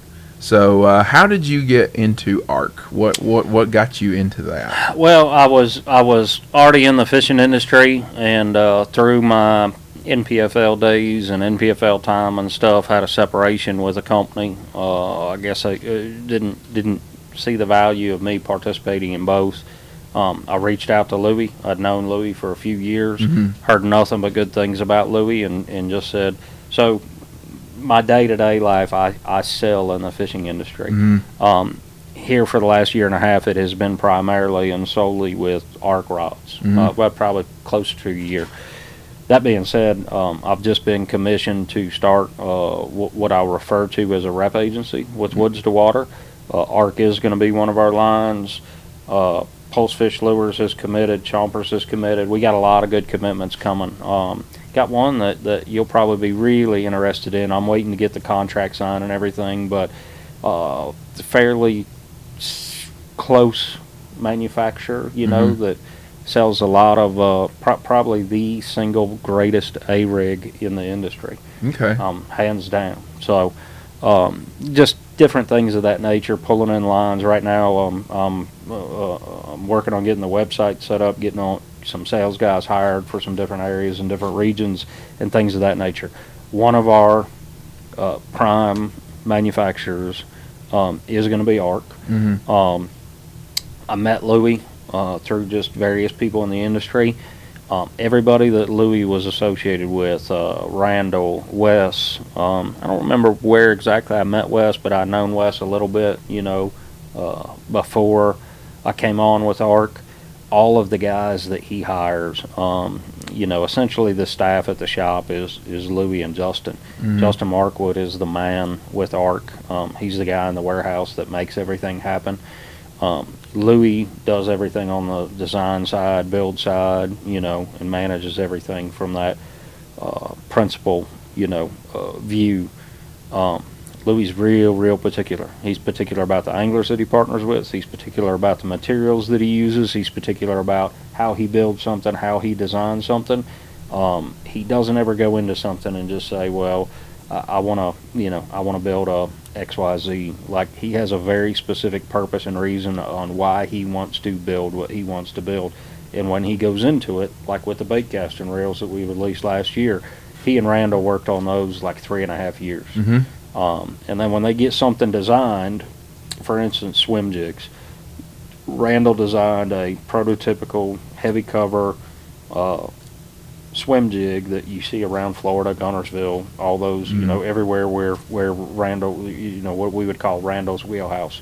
Well, Wes got to messing around with it, and, you know, Wes being a Coosa River guy, when you're on Neely and Weiss and areas like that, you know, one of the swim jigs that we used to use a lot, a very good friend of mine, Preston Pike, taught me a lot about fishing. I learned a lot of the tournament fishing side. I learned from a guy named Preston Pike, who's local here. I learned from Sean Mulhall, our tournament director, fishing with him. A lot of good people took me fishing before I got into this national type level to where I can call guys and say, hey, you know, I can call Patrick and say, hey, man, let me go. And I wouldn't call Patrick on forward-facing sonar. I would. Don't let me get misconstrued in those words. Yeah. But my first call for forward-facing sonar is going to be Luke Duncan. I've sat in the boat with him and watched him with Garmin, and Luke's had it longer than anybody. Yeah. And there's a lot of the mental side aspects of, like Luke telling you, hey, you learn as much from what they don't eat as you do from what they do eat. That was something that didn't clue into me. Like, that got my interest with the electronic side. That being said, one thing that we always used to use over on the Coosa was a small swim jig, Bitsy Bug, old Strike King Bitsy bugs. Yeah. And the older the better. But when you would catch those big fish, like at Weiss, swimming them through the grass and stuff, the hook just really wasn't. You would bend out some hooks, you'd break some hooks, and I don't take great care of my tackle. A lot of that's on me. But Wes was able to, we utilize the same 5/0 hook in Randall's jig, but shorten the shank. So it gives it a more compact profile, helps keep it up a little bit straighter in the type of grass that we're swimming it through, you know, over on the Coosa River and all that stuff. So, and spotted bass. Out of everything that we do, you know, we don't just stop at, well, Randall said or Brandon said. Like, there's evolutions on products that continue to come out. The topwaters, if you look at the topwater slider and the outlaw's a bigger bait, but the way it sits in the water, that's all angler design. You know, things of that nature. I can promise you there's a lot of guys fishing. I'll probably get shot for putting this out, but Wes took that Better Than Bone. One of the colors we make is called Better Than Bone. and he took that up north with some guides up there in the New York area, and those guys are destroying it on that outlaw still today, now, ready to go. That's awesome. We sell a lot of them up that way. So those little evolutions, Louis doesn't have any ego to where when the anglers come to him and say, you need to do this, this, or this, he at least tries it. I did my homework over the weekend too. I bought some baits beforehand, but I did my homework over the weekend specifically for this podcast, and I went over to Ark's website and I was looking through the rods and the reels and then some of the baits and stuff, and I was looking at the reviews that people had left already, and they're all top of the line. You don't have I didn't hardly see any negativity at all whatsoever. So, and I think that's a testament to be said about the rods, the reels, and the baits that you guys have all come out with and that y'all are selling now. The price point for me is really, really, really good. You can spend as much money as you want to on baits. But y'all have this nice little wheelhouse between $5 and $10 roughly that the majority of y'all's baits are. It makes you, a little bit more comfortable, I guess you could say, to buy multiple of each one. Where you can very easily spend $100 on one bait. Well, I don't know about you, but you're going to be thinking a little bit about what you do with a $100 lure. So a lot of times, the old adage is saying, if you're not sometimes throwing a bait where they should live, then you're not going to get bit. So being able to do that, talking about the swim jig, I think that's absolutely fantastic. There's a lot of thinking that had to go into that, and a lot of experience had to go in that. Obviously, from Wes saying, I want this and this, and I want to do this, so let's see what we can't do and combine it. That's a big deal.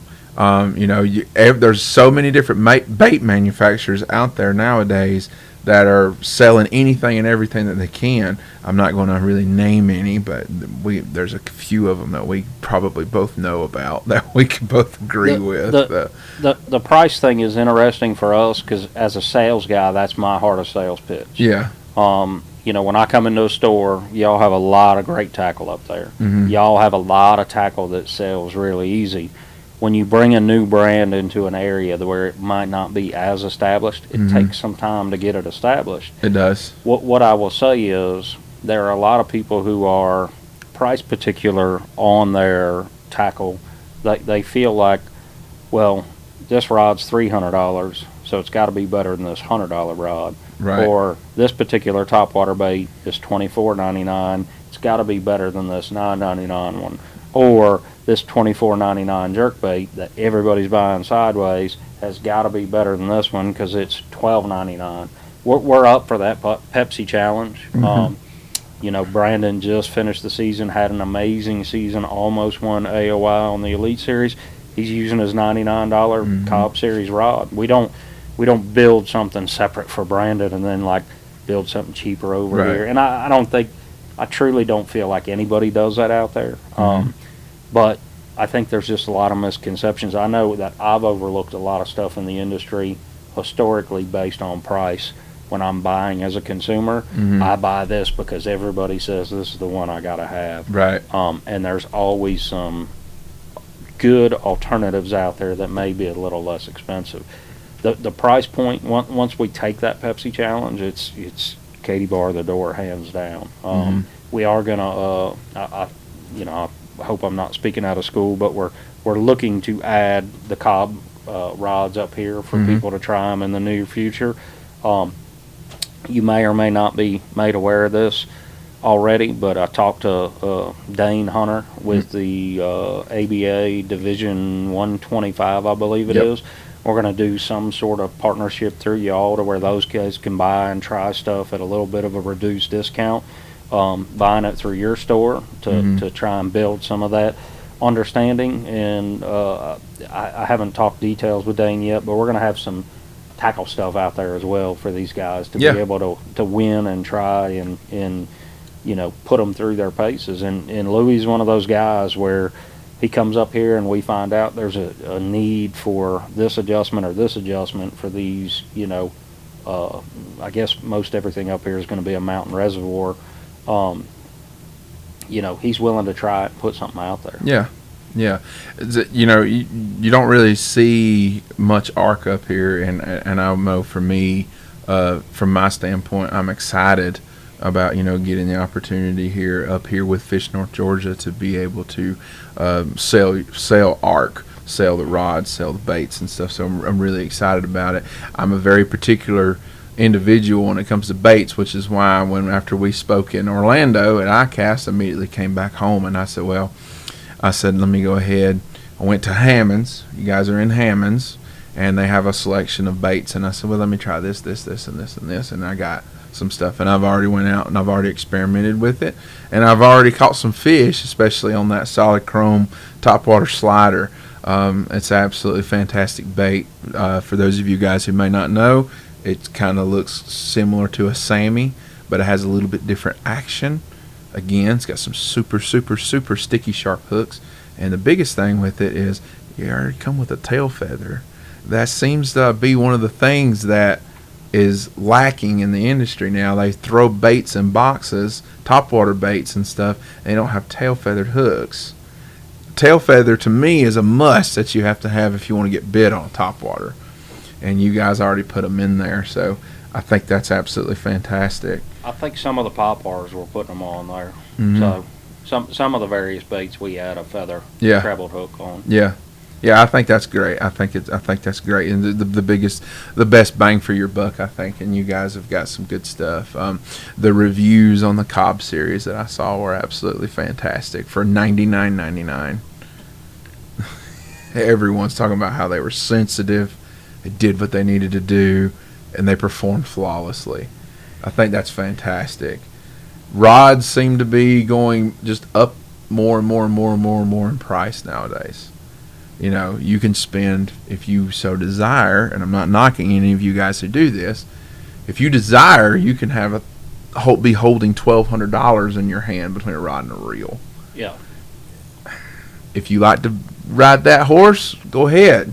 Me personally, I'm not going to. Y'all will have, once we get the rods kicking and get everything set, y'all will have a couple of demo reels up here. Mm-hmm. The spinning reels won't be out till the end of November, but we'll get some demo reels up here that y'all can lease out, lend out. I'd charge people, because the issue is that you're saving them long-term money, like an insurance policy on a reel, like, hey, give us a credit card, and we bill your credit card if you don't return it or whatever.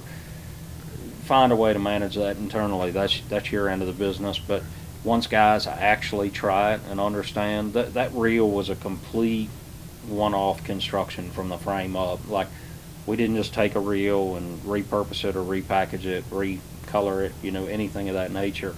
All of the technology in that reel, coming down to the braking system and everything's proprietary. Yeah. And it really is a big deal in relation to how you're able to fish an extremely versatile amount of baits, mm-hmm. different baits on the same reel. You don't have to, dial in as much. This is going to be my spinnerbait reel. This is going to be my topwater reel. This is going to be my. I do have an issue personally because I fish ambidextrous, mm-hmm. so I fish right hand and left hand. Yeah. I don't remember if it was John or Chris Aldane, but somebody ran me through the mindset of having to switch hands when you're flipping.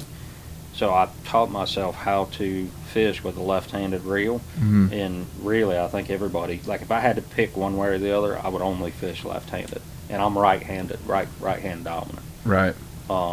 It does make a huge difference in relation to the efficiency of a day. Yeah. Which if folks are tournament fishing, that's a big deal. Efficiency is what it's all about. So you want to get as many casts in as you can if that's the game you're flowing with, especially on a tournament day. Whether you're fun fishing or a tournament day, you want to keep a bait wet, as we always say. If you don't keep a bait in the water, you're not going to get bit. They're not going to bite. They're not going to come up and jump at it, whether you're in a kayak or a bass boat or a center console. They're not going to come up and just bite it over there if it's hanging off the side of the boat. Even though I don't get to fish as much as I used to, I'm still pretty addicted to the learning side of it. Yeah. I'm gonna drop the name on another podcast. It's not a competitor or anything competitive, but it's something that we as an industry need to facilitate and almost fund. Like I feel like this particular podcast needs support of the industry because of what the guys are doing. I don't know if you've listened to the Big Bass podcast yet. Mm-hmm. Have you listened to that? Mm-mm. So you need to show it to me. It's run by Ken Duke. Okay. Who was, I believe, editor-in-chief of Bassmaster Magazine. I know he was with Bass for years and years. Probably not a more connected man in the industry. And the whole methodology that he utilizes, he's just a great dude that does everything he can for everybody. He talks good about everybody. He knows everybody. He's got his hand in, he's got a new venture out called Fish Insider Magazine. Mm-hmm. If you don't subscribe to that, you need to go subscribe to Fish Insider Magazine. It's an expansion on a publication that he used to be affiliated with that was primarily sent to dealers. From what I understand, this Fish Insider mag is going to be expanded to where it goes to a little more folks. It's an online mag, easy to read, easy to get. It's one of those emails that you should be getting, every time they send it out. His podcast is the Big Bass podcast. Is him and a guy named Terry Battisti, and I don't know if you know Terry Battisti. The name sounds familiar. He's been around fishing forever. You want to start at episode 1 and go all the way through. There's so much that they refer back to in previous episodes. They're all about an hour to an hour and a half long. They talk about the stocking program in the 70s and 80s in California and how all those lakes got to be the giant, lakes Blowed that up. they did. Yeah, because they're not physically big lakes. A lot of what they talk about, if we're able to put that together, like at Blue Ridge and Notley and some of these like little lakes that nobody's talking about. There's 2 others I won't mention because I don't want to put them on blast. But Carter's isn't really on blast, but there's things that they did in San Diego that we could do here in Georgia with a little bit of money and a little bit of effort. We could be getting into some of those tremendous bags. Like what they had out there back in the 80s and early 90s. Yeah. Terry grew up out there, so he worked at a tackle shop there. They're both absolutely addicted to fishing. They're very entertaining, and they have great guests. This last one they had Jerry Rago on. I think it was his second time on. I've seen him on there twice. There's a guy that has been influential in the swim bait game for 35, 40 years. Legitimately, maybe, about that time. I forget. I get lost on the amount of time that we're looking at. Like, I still think 1996 was like 5 years ago. So just because I'm getting in old, 1996, I was 5. just to getting where we're at. But like they get a one-on-one. They had Alan Cole on, which is the AC plugs, the inventor of the AC plugs. I have heard of him. It's a phenomenal podcast. The Big Bass podcast doesn't compete with y'all in any way, doesn't take anything away. It's something that I think all of us have because they talk the history of bass fishing. They haven't done George Perry yet, but if I'm picking up what they're putting down, they're going to call George Perry out for kind of being a farce on the world record, just in the way that it was done. They've already documented world records, previous world records, state records. They're going through legitimately every state and giving the lowdown on the state record, largemouth and smallmouth. It's a very interesting podcast. Ken's a very knowledgeable man. If anybody's looking for more information or for more knowledge in the industry, the Fish Insider mag y'all should be reading because it will keep y'all 3 steps ahead of what these companies are doing, both good and bad. Well, you guys heard that right here. You need to make sure you get involved with that Fish Insider magazine. I know I'm probably going to as well as soon as we get done right here. So we're coming down right here towards the end of this. We're going to wind this thing down. We've been going. I've enjoyed every second of it. I hope you have too as well, Paul. So, anything really else with the Shield, with the NPFL, that you kind of want to hit on one more time?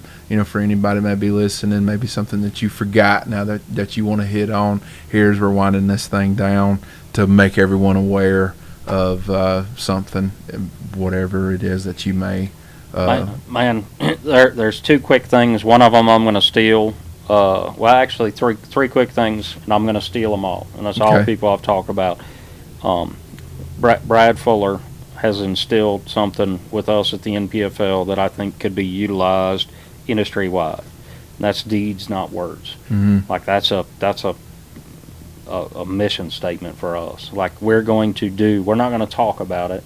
We're going to go do it. We're not talking about growing the industry or trying to figure out how we can grow the industry. Like we're growing it.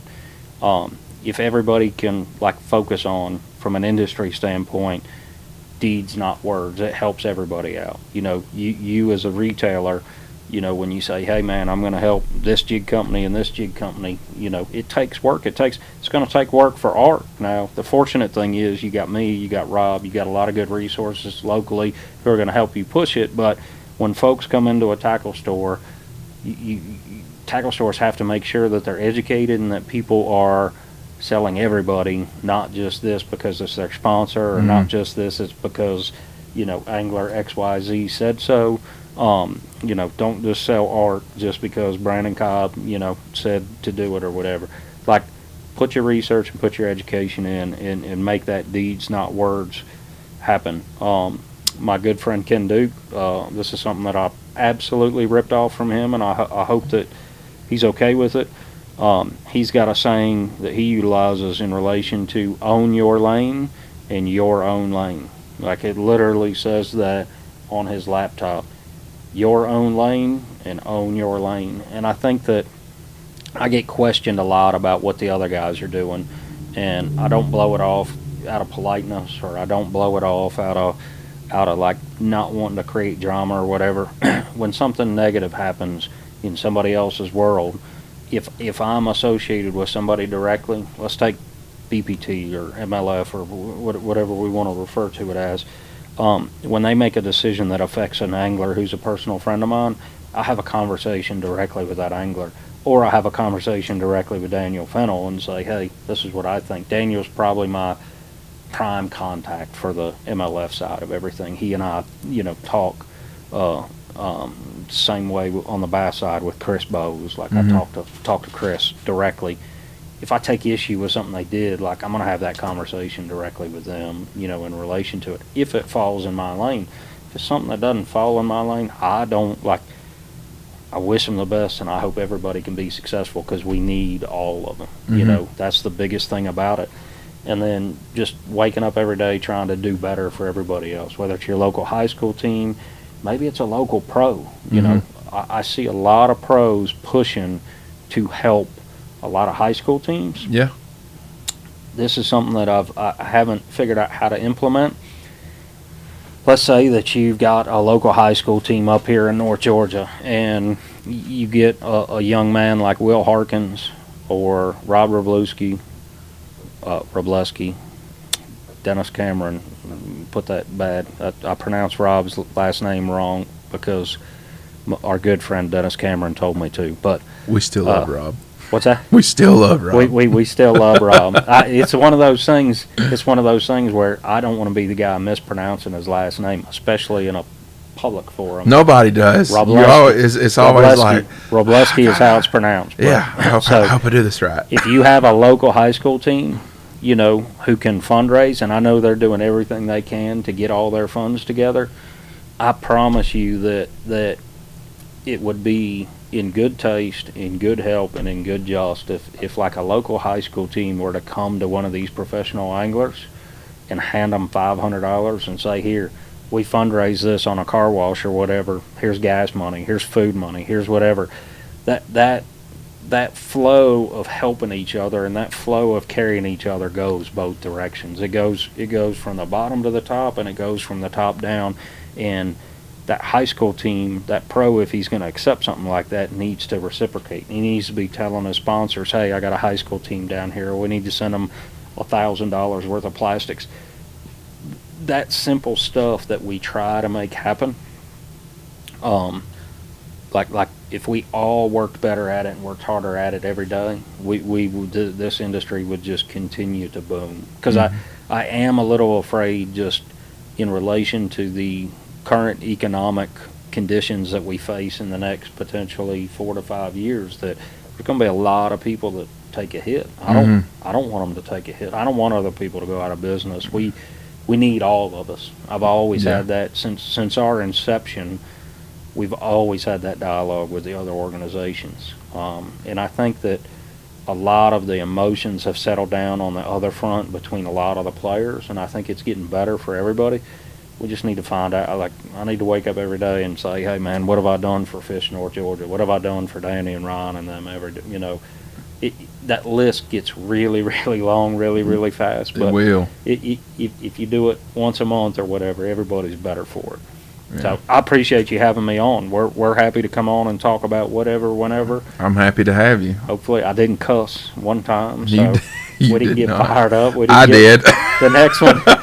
The next one we might do on like late on a Friday afternoon, and I'll just plan on shacking up upstairs or something where I don't have to drive home. Well, that's what we need to do. We need to do it again, and I know we'll be having some more guys from the NPFL joining us. I know you're going to hook us up with some more. So for all you guys listening, be looking for that here coming up to the up in here in the future. I'd get our tournament director on. Like, you want a juicy Friday afternoon deal? I'll come up here and just stand back and watch. But that's what I don't. I handle some of the bigger issues in relation to, like, somebody got rear-ended and they lost a boat, or they get the, like, you want the juice, you want the stuff that gets dicey. Yeah. Get you Sean Mulhall on here as the tournament director, and he'll tell you, he'll fly it. We're transparent, so he'll tell you some of the goofy questions he gets, some of the just unacceptable questions he gets, and then he'll tell you the good stuff where he has to kind of adjudicate, how something is. Because I know that rules and rules violations are a very, very big hot button right now, and I think that the only reason it's a hot button is because there's no transparency behind it. Mm-hmm. So the more transparent it is, it's like I'm in the Masonic Lodge. I don't know how many people out there, get fired up about the Masonic Lodge, and they're like, oh, it's a secret society, and they're taking over the world, and it's just a bunch of dudes who eat and take care of their neighborhood. That's right. Like in its base form. I hate to oversimplify, a very important organization to me, but at the end of the day, it's just a bunch of men who are taking the responsibility to do more for the people in their area and community without asking any recognition about it. Tournament directors are kind of the same way. Like it's a very, very difficult job to do. But Sean's really good at his job, and he calls a lot of people on stuff. So we don't hide any of that. We don't bury any of that. I do have a personal feeling, like if somebody calls us on a life jacket violation, and we hit them for a 5-minute blast off launch delay, we don't necessarily publicize that. My issue is this. If it's a young angler, he called himself on the deal, and he's working up $10,000 sponsorship with Mustang, and I ruined that by publicizing that he called himself on a life jacket violation, then I'm not doing my job correctly. So we never hide anything. When we feel like there needs to be something attached to it publicly, we're happy to put it out, but there's a lot of stuff that it's kind of mundane. I think people make a lot more out of rules violations in relation to our industry than what they should. So yes, well, that's another topic for another show. Oh yeah, because we could dive. That's why I threw Sean under the bus. Get Sean up here and talk about that stuff. Well, he's local, so we're going to have to do that. He is local. He is. Paul, I appreciate you. And thank you for everything that you've done with the NPFL, with Ark. Really appreciate it. I think the whole community, the whole fishing community appreciates that, especially all the anglers that are part of the NPFL. I'll say that. We appreciate you and thank for the whole team at the NPFL and the whole team at Ark for everything that you guys are doing. So appreciate you coming. If you guys like this, we appreciate you guys listening. Thank you very much. Again, we thank Paul for coming, and stay tuned. We're going to be having some more of these podcasts coming in for you guys to download on Spotify, iTunes as well, and of course over on our channel at Fish North Georgia on YouTube. So you guys, we appreciate you, and y'all have a good one.